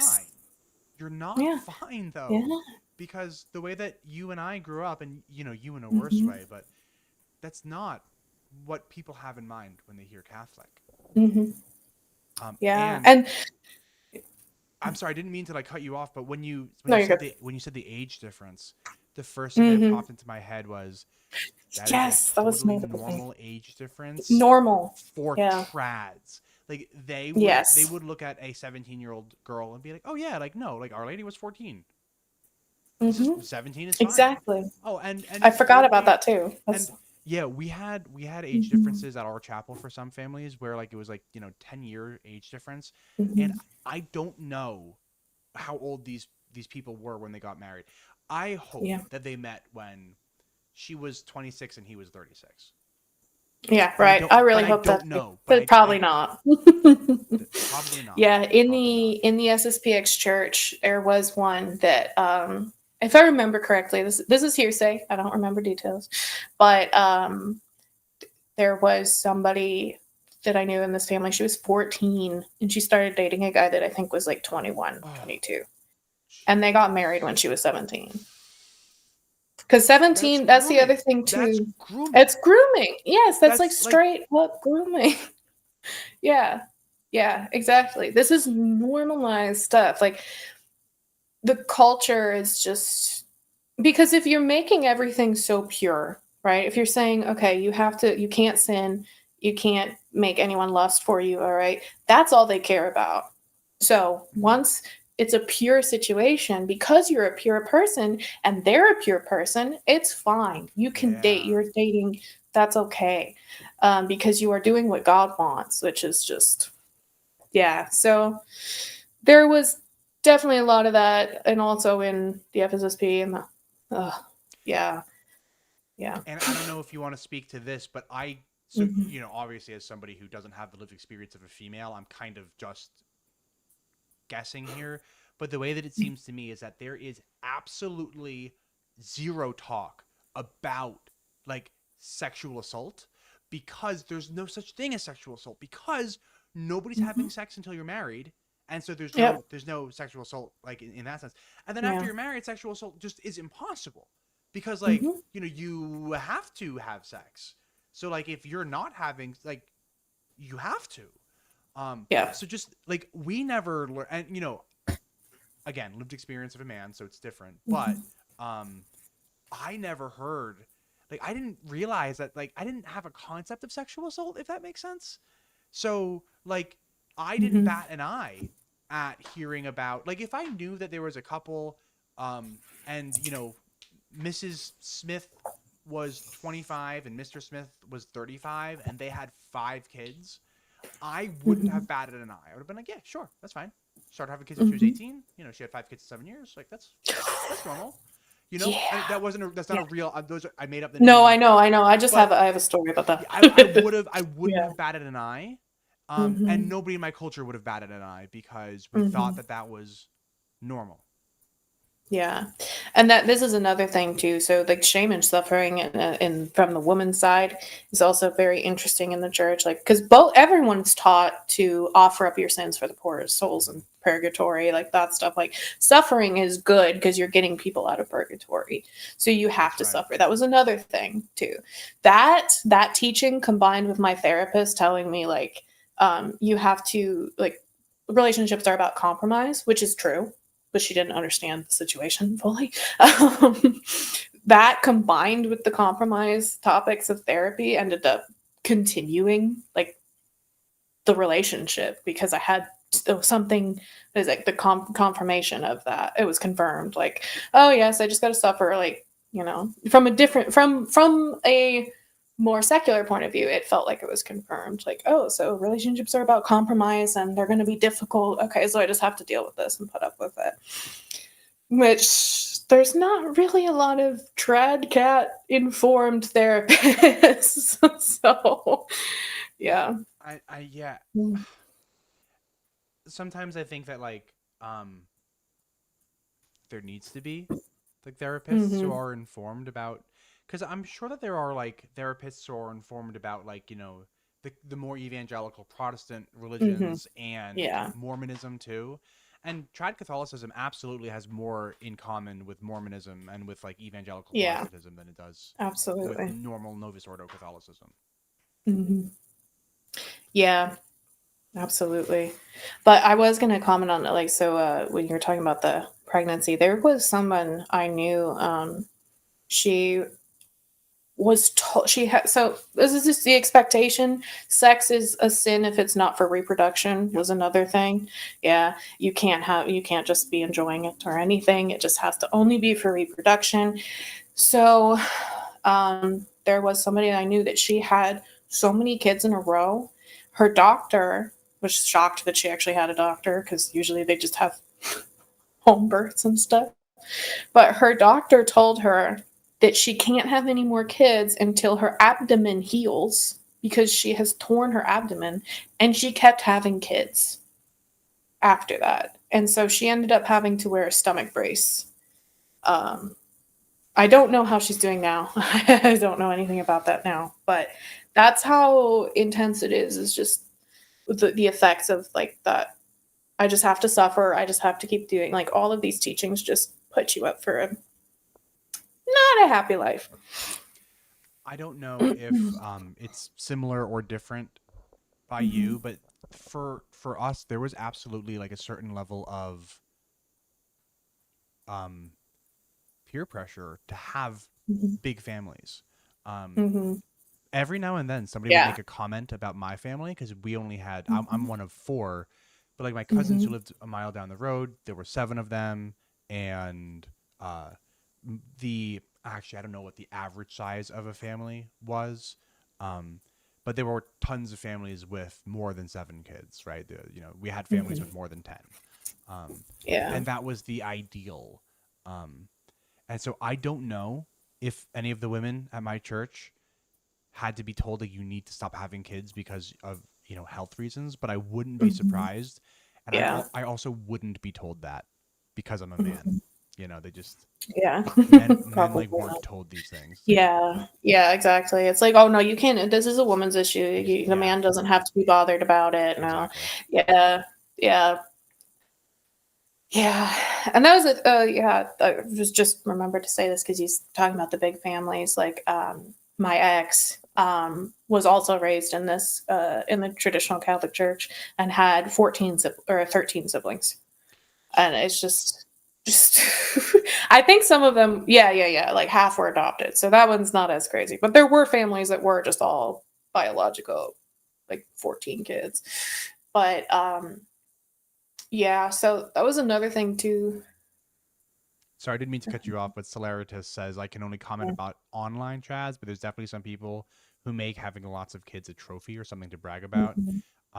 Yes, but then I'll also add that I think that a lot of the online trads are frankly LARPing. I think that some of the online trads are single men in their late teens and early 20s who talk about how once they find themselves a trad wife, they're going to have 19 children. Because the people who are actually having 19 children aren't on the internet. yeah, exactly. But they're out there. They're out there. The people having 19 kids they're out there. They're just not on the internet. So I just feel like the ones who are on the internet talking about it are LARPing. Yeah. That's just me, though. I get that. There's definitely a lot of people like that for sure. Oh. Looks like I'm right. Yeah. Celeritas says you're absolutely right. Yeah. And Colin added, there is a whole circuit of Catholic therapy that's especially prevalent in conversion therapy spaces. Oh, sorry. So Colin says, this isn't the kind of therapy that I was saying that I hope that there's more of. This is conversion therapy. Is that what you're talking about, Colin? Let me know. And hey, Father Brown is here. Father Brown says, we were 12. I loved it. Good. Hey, I grew up a mile down the road from my cousins, and there were 7 of them. So between the 2 of us, there was 11 of us. So I definitely was never alone. And I only have fond memories of that. I just worry about the health, the health of some of these women. I think that some women are abused. Obviously not all. And I'm sure your mom wasn't, Father Brown, but some are for sure. I do have a hot take about big families, though, especially as someone with 2 kids. I am a single mother, of course, but I do get a lot of help. But if you're having upwards of 7 kids, maybe even less than that, but let's just start at 7 for now. you're not gonna have enough time to properly take care of all of them unless you have an actual village helping you, an actual support system. And so I have a problem with that specific, and I don't blame the mothers because, like I said, like I think we're all kind of victims of the trad church, right? So I don't blame anyone for it or think they're bad people, but I think it is not good for people to have that many kids on the for the mental health of the kids too. Obviously, I know Father Brown just said he loved it, and that's good. um, but I think that it's hard to like have enough, give enough attention and what is it, like nurturing if you're just one person, because a lot of trad Catholic mothers are like basically single mothers because it's primarily expected for them to do all of the child rearing and all the education and all the cooking and the cleaning, all of that. So, And I do know that in a lot of larger families, mom kind of only raises a couple kids at a time. yes, and then And has them. yeah, Mm-hmm. and Yeah. I've heard from some of these women who raised their little siblings, and there's like resentment. Obviously not all, but I've spoken to women who said like, yeah, I was a mom when I was 6, because my mom was taking care Yep. of the 2 and the 1-year-old, so I was taking care of the 4 and the 3-year-old, Yeah. because having And that's something to think of too if you loved it. Like, I don't know anything about you, Father Brown, so I'm not saying anything about that. But number 10 out of 12. Okay. and so Awesome. siblings helped a lot. Yeah. Um, Mhm. and I, I've spoken to women who wouldn't have preferred that, but they did it. They were the oldest of a 12-person family, like from my Yeah. chapel, and they raised their siblings, and they said like, I do not want kids of my own. Like I would have loved to. I want to have kids, but I don't, Yeah. because I already had kids. My mom's Because I kids. already had the experience Yeah. of being a parent. Yeah. Yeah. Um, Yeah. Didn't have that because I was the youngest. That was another thing too, because that's all you're taught as a woman is that you have to be a mother and you have to be the Eve to somebody's Adam. And because of that, I just dreamed about being a mother all the time. And again, that made me a perfect victim. Um, just I was obsessed with, even after I got out of the church, I was just like, I want to get married. I want love because you're just taught this idyllic version of everything. Um, so even if you don't believe in God anymore, you still have this image of a healthy relationship and a loving relationship, and you just rush in. And you know nothing about the world because you've been hidden from the world and you know you're not prepared for anything. You're not taught anything. I was technically taught things. So like I said, in one year out the other. Um, and also my mother taught things very like my sex education was very clinical, and so it wasn't talking about the actual like relationships and what to expect and those sort of things. It was just like factual about she was very into like educating us and stuff. Like she did want to actually fully educate us, but because of home issues we didn't end up getting a lot of that education.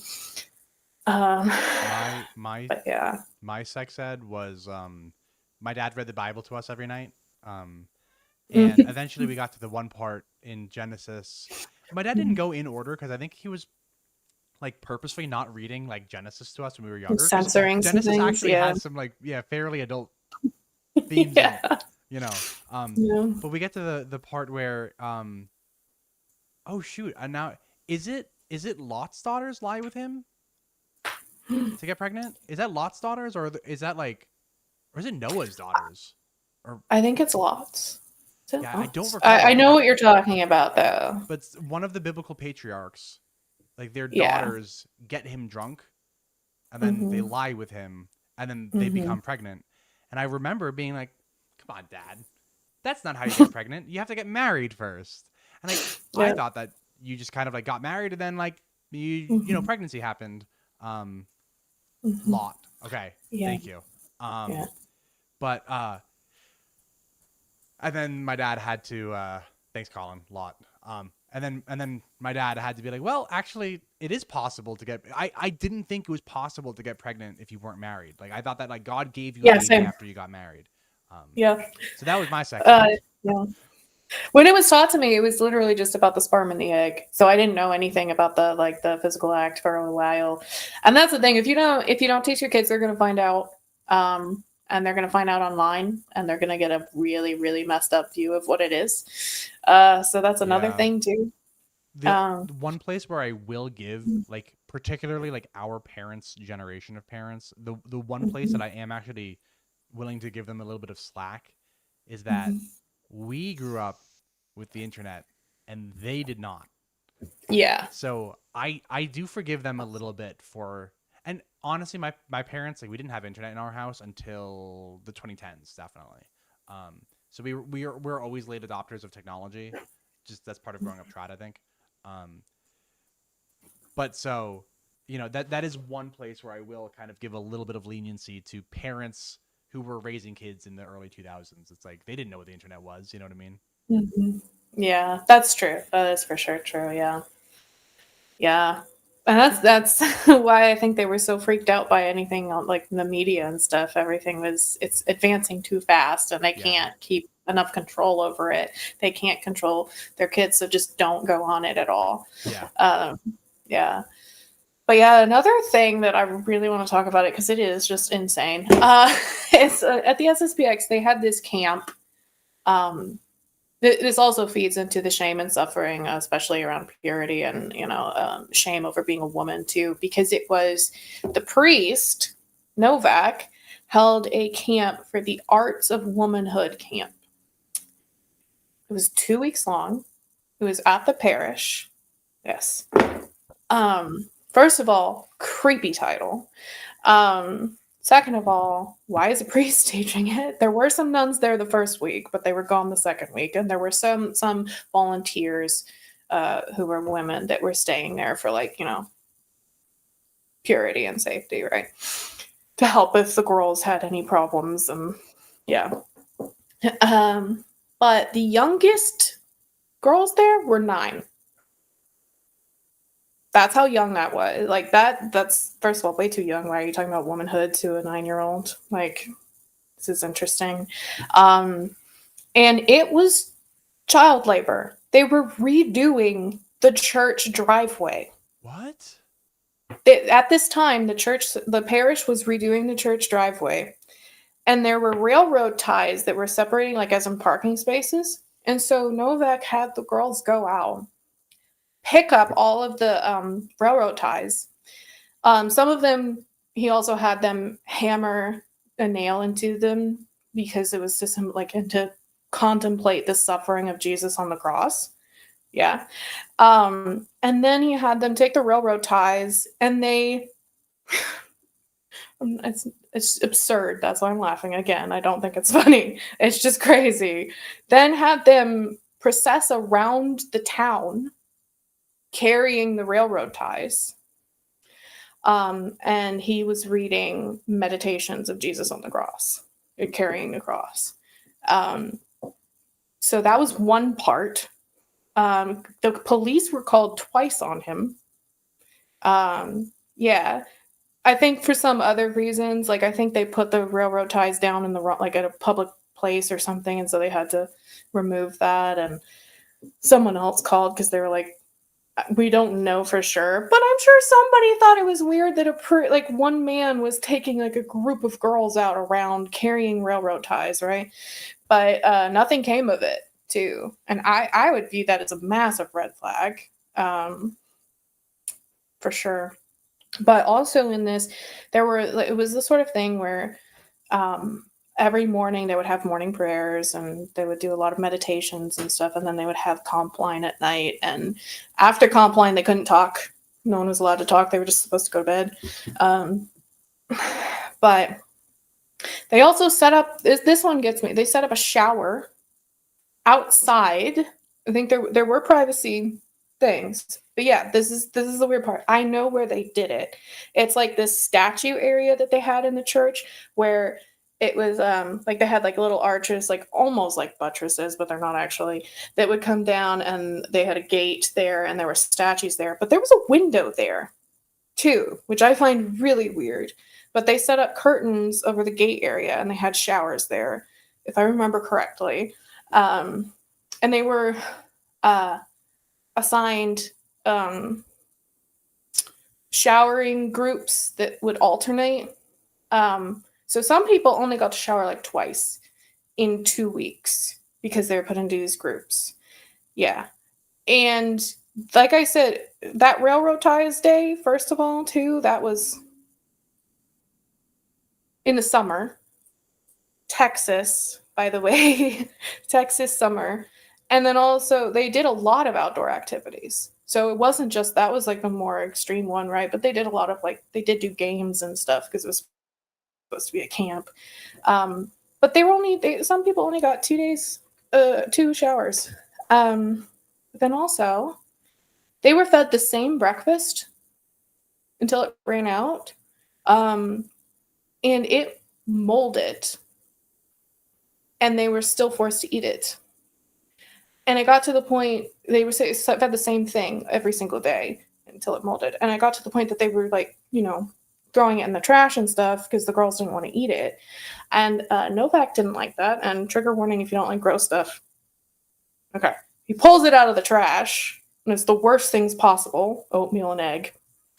And he eats it and gives them a yelling lecture about wasting food and shaming them for throwing it away or being grossed out by the mold because starving kids in Africa, that sort of stuff, starting the shame stuff.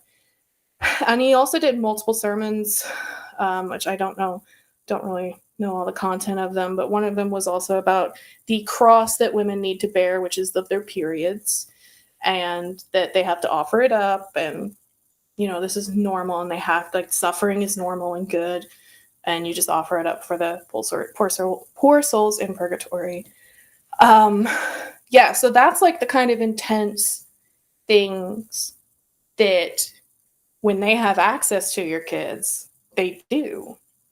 And so like we talked about earlier, like these priests have blind loyalty is given to them. And so they just do this. And that's all I know of it. I don't know if you noticed by how I was describing it. I did not attend it, but I have close friends who did. So I have all the ins on that. But that's the kind of, let me look at my notes to make sure I didn't miss anything. Oh yeah, he was like slapping somebody's elbows off the table too. Like just keeping everyone prim and proper and, yeah. And that's when he described the Coke bottles, glass Coke bottles too, which, like I said, a reminder, the youngest people there were 9 for the first week. I believe the second week they were gone. But yeah, what else was there? Oh, they also spread the gravel in the driveway. So they literally had them do child labor. Because this was the first week, so this is when the young 9-year-olds were there. So yeah, thought that was a crazy story that I had to talk about. Yeah. That sounds worse than anything that I can think of. Like we would definitely recruit like the boys. Like if the chapel needed to repaint the walls or something, they would ask for volunteers, and then parents would volunteer their kids. So I was volunteered. I was voluntold by my parents, like, oh, we're gonna go to the chapel and you're gonna help with whatever. I was like, all right. But that's still very different than what you're describing. Like that's insane. Jeez. Yeah, because I don't know if these families really knew what the camp was going to be. Like they just knew that there were some, I forget what they're called, but just chaperones. Yeah, chaperones. There are going to be some chaperones and some nuns there. That's all they knew as far as I know. And it was supposed to be educational and meditative, which it was. Oh yeah, because he also took them to the butcher shop and made them watch, look at a carcass of animals and possibly and to talk to them contemplate suffering. They have this massive glorification of suffering. They just want you to suffer, and they want you to want to suffer. They want you to want to be in pain. Because if you suffer in this world, you won't suffer in hell is their concept.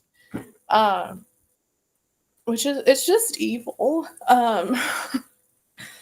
It's like I said, for a while, I just wanted to forget about it and just push it away and pretend that, like, you know, that's in the past now. It doesn't affect me now. But of course it does. You know, the shame that I feel every day, the shame when I mess up, the shame when I'm like, oh, I'm sorry, I have to check my notes. Like, that is all shame cultivated from this upbringing. Uh, um, And it's not a light and switch that then, you can turn on and off. Like, yeah. it's not like you can just say like, oh, well, I guess since I don't believe the same things that I did when I was a kid, that means that all the conditioning that I received when I was a kid disappears. No, it's not like that. Yeah, exactly. That's, yeah. You can't just shut it off. And like I said, so like the shame aspect keeps you, that I blamed myself when I was in my abusive relationship for 7 years. I was like, I'm the one at fault. I'm begging you for help and I'm begging you for change. I must be doing something wrong. I must be the problem. And I would talk to my therapist. And like I said, because of all my shame and my guilt, I changed the story. So I don't really blame my therapist too much. I'm sure I changed it a bit to make it sound like I was more of a problem than I was, but it ended up being very supportive of my ex, and that I needed to work harder on compromising and stuff and understanding that we come from different worlds. I'm like, we come from the same exact world. I know what world he comes from. But we did come from different worlds, because even though we came from that, I came from the woman's side Right. and he came from the man's side. And like I Right. said, they groom everybody to Yeah. either be abusive or be abused. Yeah. That's, or both. I mean, you can do both. I mean, they segregated men and women at every, like, boys and girls. They would Mhm. segregate the boys from the girls at every single opportunity that they could to make our upbringing as different as possible. Yeah. In part because they wanted women to be these submissive housewives, and they wanted the men to Mhm. be, crusaders, ready to reclaim the Holy Land. Yep. I was ready to reclaim the Holy Land, though. They weren't prepared for me. I was like, I'll be a man now. I was the one carrying all the chairs when they asked the boys to like carry the chairs at the youth groups. I was like, I'm going. I was That's that funny. person. I was very feminist, and I really blame Eowyn. Not blame. I really appreciate Eowyn from Lord of the Rings for that, That's because awesome. yeah, that I think was a really big. That's the thing too. We were allowed TV. TV was evil in some parish or some families' households. Like in St. Mary's, we can talk about that a little bit, um, but yeah, we were allowed to watch TV, and I honestly think this is the reason I love storytelling so much, is because a lot of media I watch, especially since I was homeschooled, but because of financial issues, both my parents had to work at some points. So I wasn't really educated. So a lot of my time was just at home watching TV or writing or reading. So I really think that helped me get a different view of the world, even though obviously it's not a real one, like it's Hollywood and, fiction and all that, but it helps you get new ideas Yeah. to combat these ideas of shame and suffering. Because I think like Tolkien, for example, like it is suffering, literally, because it's a war, but it's like this story of hope and of love and like getting through something that I think really helped. Like I think that's why I love Lord of the Rings a lot. I agree. And Yeah. I think one of the reasons why I love Sanderson so much is that he does exactly what Tolkien did, but he has a little bit more relatable characters in Don't Yes. Kill Me, Don't Kill Me. But like Kaladin has Yeah. depression. He That's literally, depression. like, his whole character Yeah. is like he is depression walking around. Hmm. And like, Shallan has The everything idea under thing? the sun. Like, Well, yeah, that's true. yeah, Shallan is all sorts of messed up. Yeah. But Hmm. but Colin loves the fact that you brought up Lord of the Rings. So based. Can we be friends? Absolutely. I need more friends. That was another thing. You don't have any, like, I don't have any friends. I do. No offense to my friends that I do have. It's But I don't have, isolating. like, it is isolating, Yeah. exactly. And Yeah. especially since I have autism, one of my things is struggle with social situations. Like, thankfully, I found the cheat code for autism, which is having a special interest in people. But because I love psychology and sociology and philosophy and politics, like those are, and storytelling, like all of those are based around people. So that's why I love all of that. So I found the cheat code, but it's still obviously a struggle, like especially with all of this, like the anxiety and the depression and everything we just talked about, all these influences. So Braxton says, hot take, sex is a really good thing. I'm an evangelical Christian. I still feel bad. There was this one time. So Braxton runs the Trinity Radio channel. Braxton's like a real, he's the real deal, and he's gracing my tiny little channel with his presence. But there was this one time, and I still feel bad for this, Braxton. So if you're listening, I'm still sorry for this. But I was in his live stream ranting about the differences between like Catholic like sexual ethics and like non-Catholic Christian sexual ethics. And I was talking about how it's insane to me that like non-procreative sex between a married man and a woman is considered immodest and impure and wrong in Catholic culture, but like non-Catholic Christians are like, no, that's totally okay. Like it's fine. And that's normal. What are you talking about? So I was ranting and ranting, I was kind of ranting to Braxton, but it was also just kind of like at Braxton a little bit. Yeah. And Braxton was like, I'm sorry, Kevin, I can't. So I still feel bad about that. But that once you get going, it's hard to stop though. Know, like it's when you have a passion about this, like I said, I have ADHD. I get hyperfixated in certain things for sure. And like, this is something that, Yeah. And, this I'm gonna get a little philosophical just for 2 seconds, but one thing that I actually really like about the non-Catholic Christian, like the Protestant tradition, is that they have this kind of freedom of like they can kind of disagree with Catholic teaching from 1,000 years ago. Yes. And so while Catholics don't have the freedom to think that non-procreative sex is actually not immoral,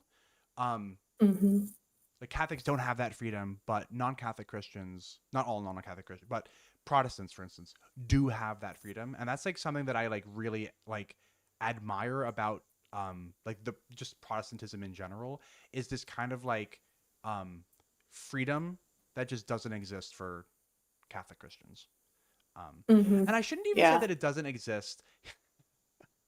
Oh no, we've got the Protestant preacher man and the Catholic priest. Oh no, there's gonna be a fight. Oh no. But oh no.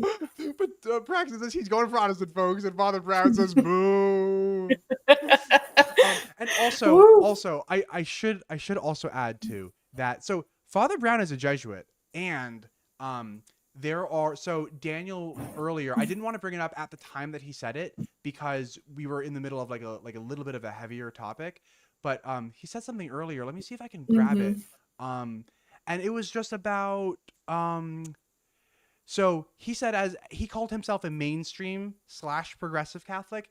I think about Daniel as a progressive Catholic. He says, and he was saying this to you, Kiera. He's saying, I wish to affirm you on your journey, to reiterate their comment that he's made before. And I'm going to mispronounce this theologian, but Catholic theologian Richard Gaillardet or something like that, maybe, has encouraged his own gay son to find a path outside of the Catholic Church. So there are Catholics. That's good. Yeah, there are That's Catholics positive. who are doing really, really good work.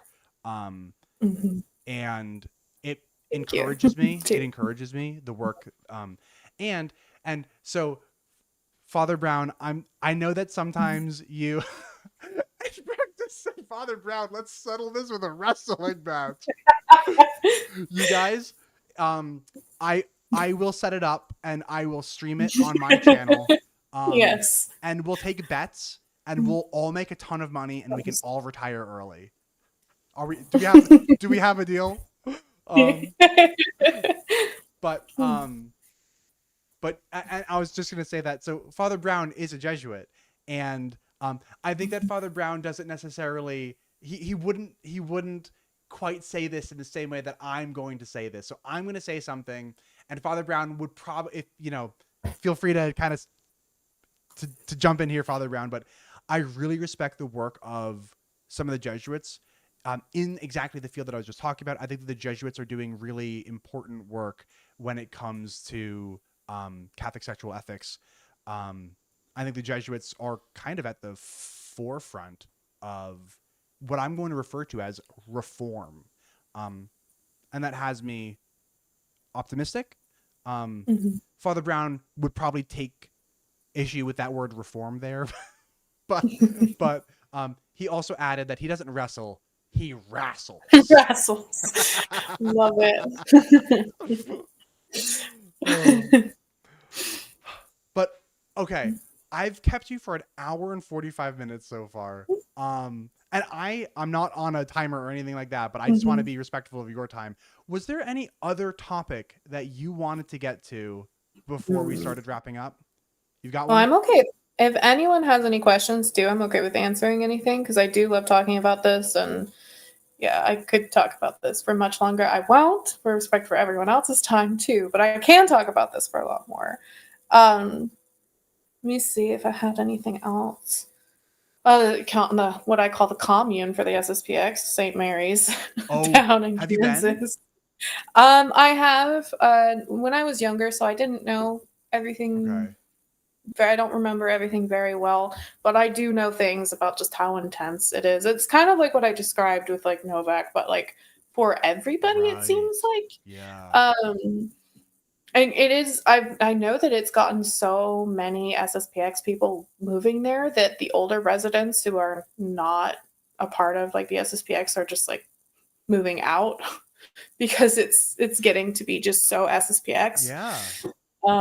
Yeah, and yeah, I just one thing that stands out to me about St. Mary's is the fact that there was reporting of each other to like the church for watching movies or shows or just watching TV in general. So like people would put up blackout curtains up so that they could watch TV in peace without fear of being reported by other families. So that's a little sprinkle of what's going on in St. Mary's from someone who doesn't really know, but I mean, I've Colin, heard. Colin, who by the way asked you to join the Kevin non-Trad Cath Discord earlier. Oh, I don't know if you're on Discord. I can send you the link if you're interested. But uh, damn. It's also my Fortnite handle for anyone who plays Fortnite. hey, there you go. Um, Grandma Skooma. but Colin had, and I won't tell it for him, but Mhm. um, Colin himself was impacted by the whole, for lack of a better term, tattletale kind of culture within trad circles, um, Yeah, where you kind of just snitch, like one family snitches on another family. Um, so which we, is a cult like yeah, behavior too. That's a part of what happens in like the got to more keep everybody in stereotypical line. cult. Yeah, that's horrible. Yeah. Um, Yeah. and I've never been to St. Mary's. I think partially because, well, I guess for a few reasons. My family just like really didn't travel ever. I grew up in New Jersey Mm. too, so New Jersey's a far away from Kansas. I guess Texas is far from Kansas too, but Relatively, yeah. um, but then another thing too is that we were FSSP, not SSPX, so I never went to St. Mary's. Um, we did go to like we did do like pilgrimages and stuff like that, and we would go to like the Right to Life March. So we would travel, but there was like a 4 hour kind of cap on our travel. Like if we couldn't do it by car and like be back the same day, like we would go to DC for the Right to Life March, but we would leave super early in the morning and get like home super late at night. Like we wouldn't get a hotel or anything, um, stuff like that. And I feel like if we lived closer to like a commune like that, we would have gone. Um, Hmm. and the only reason we didn't like move to a place like that is because we were trying to build that in New Jersey. Like that was the whole idea behind like buying that church and turning it into an FSSP church, was building our own kind of commune there, kind of. Yeah. Hmm.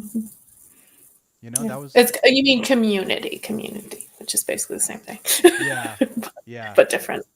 And Yeah. we would like march through our Mhm. town and stuff like that too. Like, you know, and I would sometimes have to do that, you know, dressed up in the altar boy garments, carrying like, you know, a candle, you know. If I was like Mhm. an acolyte at like a, you know, a high mass on a certain feast day or something like that. The pilgrimages, I just remembered. Oh my We did goodness. a few of Sorry. those.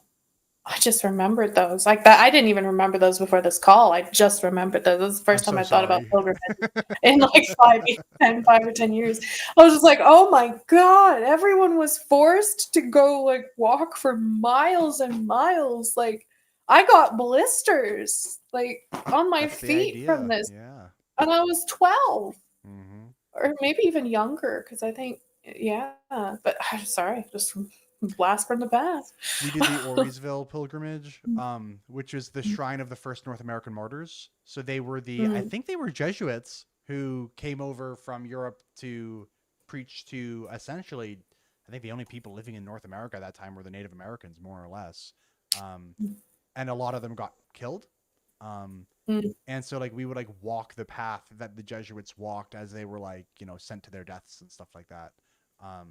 So that was macabre, but So obsessed with dark, macabre things. That's like I said, like suffering. I mean, it's just like they want you to focus on everything bad and to be traumatized. yeah. Like it's just that's really what they want. Yeah. Uh, yeah, it's Um, crazy. so you asked for questions earlier. A question did come in. Anthony asked, "Do you remember when your mom randomly hit me on the head with a binder?" I was very confused. Is there a story here, or is this just like a random funny event? Oh, so here's the thing. Actually, I think I do remember this. Because there was a co-op at Mater Day, and my mother did teach 2 classes in the co-op. So, and also I just have stories of, I said she wrote a book too. She also did a lot of speaking engagements and we did travel a lot. So I'll get to that too. But she was a teacher and I think this was the creative writing class, I think. Um, God, yeah, I don't really remember.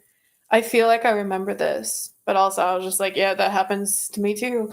So I guess, man, I don't remember it. I'm sorry. But Okay. maybe I do because it sounds familiar. Um, two But more it sounds like comments. her. One more comment from Braxton and one Mhm. from Father Brown that are making me blush. I'd wrestle for Kevin's soul, but high five, I'd still be thrilled if you win. And Father Brown said same. Aw. Aww. Precious. There's enough Kevin to go around. Don't worry. Um, um, anything else you wanted to add, Kiera? We're coming up on the 2 hour mark. I think we might All want to right. wrap it up soon. Yeah, I'll just say a few things. Like I did travel around and go Oh to a yeah. lot of different parishes because my mom wrote this book and it was pretty popular, and she would talk about it. So I spent a lot of time sitting in different halls listening to my mother preach about like purity culture, like all the things that I've talked about like how women are for men and stuff. So that was just another interesting thing, and the fact that so many people like loved it and were for it. Like so many women were there because it was for directed at women, like it's modesty for women. And to the point like she was signing like autographing books. And at one point, this I find kind of funny, and we can end on this note. I actually autographed one of the books because somebody didn't want to wait in line. That's So so yeah, funny. one little fact. Somebody out there has one of the modesty books with mine and my autograph in it. That's so funny. That's so weird. I know, right? It's just, I don't like that, but also it's fun. It's a fun fact. You should like lead with that. Like if you meet a new person, you should be like, "Hi, my name's Kara, and I'm so famous that I've autographed people's books. Yeah, there you go. People ask Hopefully me one for." day I'll autograph my own. That'd be cool. Oh, that Goals. was another thing. This is a random thing that I wanted to talk about is I wanted to see if it was the same for you.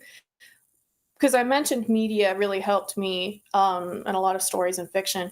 Fantasy and fiction, like Doctor Who and Lord of the Rings and stuff, was so common in my circles. Like it was so supported in like the FSSP youth circles. Was that like the same? Because it seemed like fantasy was a very Um, popular thing. Lord of the Rings, yes. Hmm. Doctor Who, not so much. Lord of Okay, the it was Rings, a yes, big. because it's written by Tolkien, who's Catholic. Yeah. Um, Hmm. Chronicles of Narnia, also, like, Oh Lewis yeah. Lewis wasn't Catholic, but Mhm. close enough, kind of. I think Yeah. that was the general opinion. Yeah. And then really, I didn't read any fantasy that was more modern than the Mhm. 1960s, probably, until Yeah. after. Well, in college, I started reading like Mistborn and stuff like that. Mm-hmm. And so I guess I started reading Sanderson before I stopped considering myself Catholic altogether. Mm-hmm. But I was in college, you know what I mean? So I was already kind of Yeah. like a step removed, I guess. Yeah. And it definitely wasn't big. Wait, who was obsessed with Doctor Who? And I won't use names, but is it Father B? I'll wait for Colin to say. Father B seems like the kind of priest who might like Doctor Who. But I was never into Doctor Who. I'm still one of those guys who I've seen a few episodes of Doctor Who. Like I've seen the ones that are broadly considered like the best ones, like the ones with the aliens that are like statues, and like when you look at them, Mm-hmm. they that one was an excellent, one of the best episodes of TV that I've ever seen. I Mm-hmm. remember the one with like the piece of skin stretched across like a board, and it has like a mouth and face and stuff, and it's Yeah. like a future. Cassandra. Is that Yeah. yeah? See, I don't even remember that. She was the last human, Okay, the so last pure human. it is the priest that I was thinking about. That I guess that makes sense because he liked sci-fi and stuff like that. And Father Brown says he loved Doctor Who in the '80s. Who was the Doctor in the '80s? See, I don't even know because I Doctor Who's been like around forever, and I don't know any doctors besides David Tennant and the other Matt fellow, Smith. Matt Smith. Thank you. Those are the only two Yeah. doctors that I've like seen anything from. So I probably haven't seen whatever Doctor Who Father is referencing here, but there's also just so much Doctor Who that like there's decades and decades worth of Doctor Who. Yeah. Yeah. I mean, I just started with the rebooted one just because I was like, I can't. If I was younger and watched it, I could do the old like classic Who, but Yeah. I started with but that's something I just found interesting was the obsession with fantasy books. It's probably because we had time because we were homeschooled and also we're maladaptively escaping. Yes. All of that. Also, I think that it was like the approved media kind of like, Yeah, that's true too. parents Yeah. knew that there was nothing objectionable in Lord of the Rings, so it was safe. Yeah. So like, I read Harry Potter when I was a kid, but I had to hide it from my parents a little bit. They kind of knew, I think, but I just like didn't really talk about it. But I didn't have to hide Chronicles of Narnia, and I didn't have to hide Lord of the Rings, and I also didn't have to Yeah. hide like the Redwall series by Brian Jakes. Mhm. It's Oh yeah. Kitty Lord of the Rings, but with animals and stuff. Yeah. Like Yeah. mice with swords and badgers and rabbits. I haven't read it in so long, but I remembered I think Lord Brocktree Yes. was. Yeah, I think I remember that one Yes. being my favorite, but I don't remember anything about Yeah, it. I think he was a badger, Lord Brock. I think. Yes. Yeah. Yeah. And their battle Mhm. cry was like Eulalia or something like that. It was like some like random word like letters that they just smooshed together. Yeah. But those approved forms Mhm. of media, I think, like we Yeah. didn't have to hide, and it was our one. It was like our one avenue of escapism, kind of. You know what I mean? So like we all. Yes. Yeah. Redwall is the goat. I want to reread a lot of those books because I have a feeling that I I would should still like them now. probably. October Ale. I forgot. One of my favorite Christmas presents of all time was my mom Mhm. got me a cookbook of all the food from Redwall because Oh. like and there was an October Ale recipe, and like in the books October Ale is supposed to be like alcoholic, at least as alcoholic as any like medieval 2% alcohol or 3% alcohol, whatever Yeah. they were supposed to be. Mhm. But they had like the Alcoholic one. virgin October Ale, which was just like cranberry juice and ginger ale. And so I used to drink Mhm. that all the time because I was like, I'm drinking October Ale. I loved it. Um, and Anthony brings up it's ironic that the far right loves J.K. Rowling now.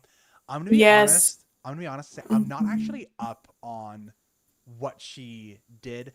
I remember that she said something that was like I think that she said something that was like derogatory towards trans folks. Yes, so she is a TERF, a trans exclusionary radical feminist. Okay. So she's a feminist, but she does not consider trans women women. And she has posted several things, like a lot of her Twitter posts. I've Okay. gone I'm down not on this rabbit Twitter. hole. Yeah, I'm not either, but I went down the rabbit hole. But yeah, it's mostly just a lot of tweets about Okay. that. Yeah, I'm not a an particularly big article. Harry Potter person, so I'm not particularly, Me either. I've been unintentionally. Oh, see, Father Brown, why are you more up on this stuff than I am?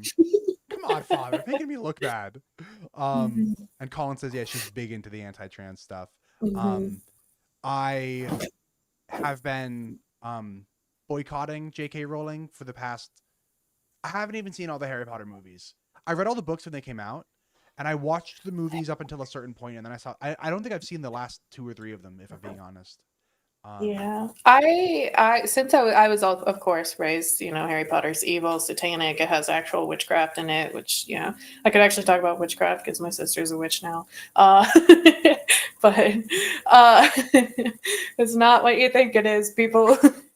But yeah, I eventually watched them and was like, I hate these. These are horrid. And then like several years later, my sister and I were like, we need to give them another chance because we may just be like influenced by our upbringing and just don't like them because we weren't, I do think this is part of it. Is like it is something that's directed towards younger audiences, I think, and then you grow with the book. And so if you don't read it when you're young, I feel like it's not as charming or nice for you. Maybe that's my thought process, but we watched it again, gave it a second chance. Not our favorite, but not bad. I remember. So, I'm big into the Wheel of Time, which is it's a huge fantasy series, and I was reading the last book of the Wheel of Time, and it's not the last chapter, but it's one of the last chapters. It was just kept on going and going and going and going and going, and so I actually I had to keep on flipping. That one chapter was so long that I Googled. I'm like, how long is this chapter? And the first search result that came up was, is the last battle, which is a chapter in the last book of the Wheel of Time, longer than the first Harry Potter book? Yes, that chapter in the Wheel of Time is longer than the first Harry Potter book, which I think is hilarious. Oh my One goodness. chapter. Yep. Yeah. I've been meaning to read The Wheel of Time, but I haven't yet. But so the discussion of fantasy genres, I just found it very interesting because every single solitary person I knew was writing a novel of their own, including me. That was a big thing. Everyone had their own world and their own stories, and it's just phenomenal, and I loved hearing them. And so that was one of the only good things, was the people who were trying to get out, right? And trying to escape. But I got to hear all of these different stories. It was awesome. Yeah. That part. I Only. was writing a novel when I was, I don't know how old, but grade school or whatever. I think we all did. Yeah, you're right. And I think it's because we all kind of needed some escapism. Yeah, and I just find that so interesting. I'm glad I asked because I was like, is this just a modern day thing, or did y'all everywhere seem to have everyone writing a novel? And don't get me wrong, I'm glad that I like all this fantasy stuff because it it really scratches that itch for me. But I never really thought about that, but I do think it was a lot of escapism. Oh, for sure. Yeah, Now it's a lot of maladaptive daydreaming. Yeah. I will say though that now I feel like my love of fantasy kind of fills the hole that religion used to fill for me. Yes. You know what I mean? Yeah. Storytelling and music is mine. Yeah. Yeah. I legit had religious experiences when I was reading parts of the Stormlight Archive. Legitimate. Yes. Yes, the same feelings you felt as a kid when you prayed and you felt like God answered you. Yeah. Same feelings I got reading Stormlight Archive. The same. When Kaladin said, "Honor is dead, but I'll see what I can do," I legitimately screamed I had a visceral reaction to that. Much the same. My reaction to reading that line in the Stormlight Archive, I remembered feeling similarly after receiving the Holy Eucharist when I thought that I was in a particularly good state of grace or whatever. And that was a really weird realization for me. I'm like, wow, I feel very similar. This is strange. And then concerts give me the same feeling too, when I'm listening to really good music and stuff like that. Yeah, I think so I haven't fact checked anything, but I'm a TikTok scroller. I'm a doom scroller. And I saw a video today, and I'm going to fact check it later. So everyone do your fact checking. But something about a study about the way, it might have been on Christians. I don't remember the exact religious organization, but they were scanning brains. I don't know how they did it. Like I said, I haven't fact checked it, but they were scanning their brains and noticed that they had anytime they did anything that was relating to like ritual, like prayer or something that related to them practicing their faith, they got a hit of dopamine. And I was like, yeah, that makes sense. Yeah. If this is true, that makes a lot of sense. It's just a way that, like, it is probably the exact same feeling that we have when we read these things. It's probably the same feeling they get when they pray. That makes sense to me. Yeah. I mean, like I said, I got to fact check it, but yeah. Someone says Harry Potter borrows from general fantasy magic and not the actual practices of people. The overall story is pretty Christian. I do remember reading the last book and being like, oh, so Harry Potter is just Jesus. He like died to save the world. I'm like, okay, like he died when he came back from the dead. Like I was like, so he's Aslan. So Harry Potter is Aslan. Like that was my, like I remember reading it and being like, oh, okay. And Colin says, as a part-time witch, anyone calling that stuff real witchcraft is a rude. Yes. Yeah. For real, yeah. That was another weird thing too, is like, I don't know if this was the same for you, but like everyone who was not a traditional Catholic or not under Christianity was a pagan. And that's not when I learned that pagan was like, what is it? Specifically Norse, right? Isn't it? Is it Norse mythology? If you like read pagan the Bible, I think sure. that anybody who's not a Jew is considered a pagan. Like when you read, Paul's epistles, and he would talk about Jews and pagans. Okay. So Jews and non-Jews was kind of okay. Yeah, I feel like today paganism is regarded, I think, as Norse mythology, like witchcraft. The meaning of the word, or not witchcraft, but what it used to be. Okay. All right. Yeah. But yeah, I feel like everyone was a pagan. Like, so atheists were pagan. Yeah. So that was another weird one. Right. It's like, but that's not what that word means, but okay. Yeah. And then also witchcraft is regarded as like demonic when witchcraft is like not, it's more of like a spiritual set of practices that differ vastly by the person. And then Wicca is the actual like more religious witchcraft aspect. When I learned that too, I was like, this upbringing was just anti-thought. All of it was anti-learning, anti-thought. Thank you, Father Brown. Gentile is the word that I was thinking of. Pagan is the Latin term for country people. That's interesting. Okay. Yeah, that is interesting. But I was definitely mixing up pagan with Gentile. And then Colin says Greek, Norse, Egyptian, Irish. Yeah. Ireland had like a rich, kind of Celtic paganism culture. Had past events. I love that. I love mythology because we're, like Greek mythology fans too. I'm sure it was a popular thing for y'all as well. And Daniel Greek adds, mythology. LOL, meet Vatican II theologians. I think referring to like, I think that and Daniel, if I'm misinterpreting you, feel free to step in. But I think that Daniel's point here is like a lot of the Vatican II theologians, like you might read them and be like, oh, like this is kind of hippie spiritualism. Like, wow, like look at that. So I think that's Daniel's point. And yeah, I mean, that's why trads don't read it. Trads act as if Vatican II never happened. Because we don't like because we don't like that stuff. If your spiritualism is more advanced, if anything after Thomas Aquinas, we don't want it. Exactly.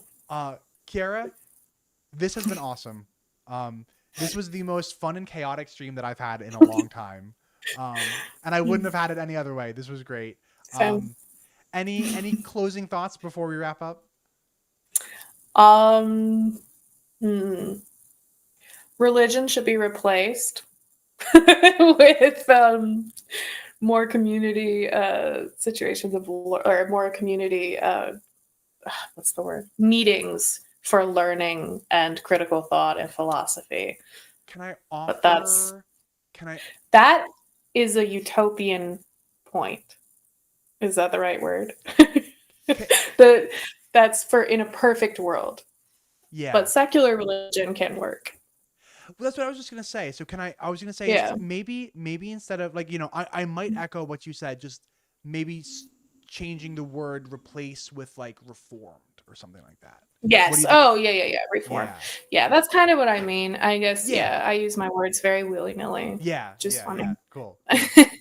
Because I'm supposed to be literal because I'm autistic, but sometimes that doesn't work. Cool. Well, Kiera, it was an absolute honor. Anthony says, great conversation. Colin says, join Discord. I'll send you the Discord after. Thank you. I should be better about posting it, like, and advertising it, and I'm just not. I'm not better. But Colin, this is your job now. You have to post about. Yeah, Colin has it for you. But I'll send you the Discord so that you can join if you want to. No pressure. But this was awesome. This was the most fun I've had on a stream in a little while. Good. Fun. I'm glad. Fun and also important because we touched on some heavy topics. Yes. Which need to be talked about more. But we did. I'm happy that we were able to make this hopefully a little bit easier to swallow. It's like in metal songs where they'll like go really, really, really, really fast on the drums, and then they'll have like a really a chill moment and then they'll go right back to it. Yeah, you need both. And that's what we did. That's what we did tonight. So, yeah. Thanks so much again for coming on, Kiera. Thanks everybody in the live chat. You guys were very lively. I had a ton of fun, and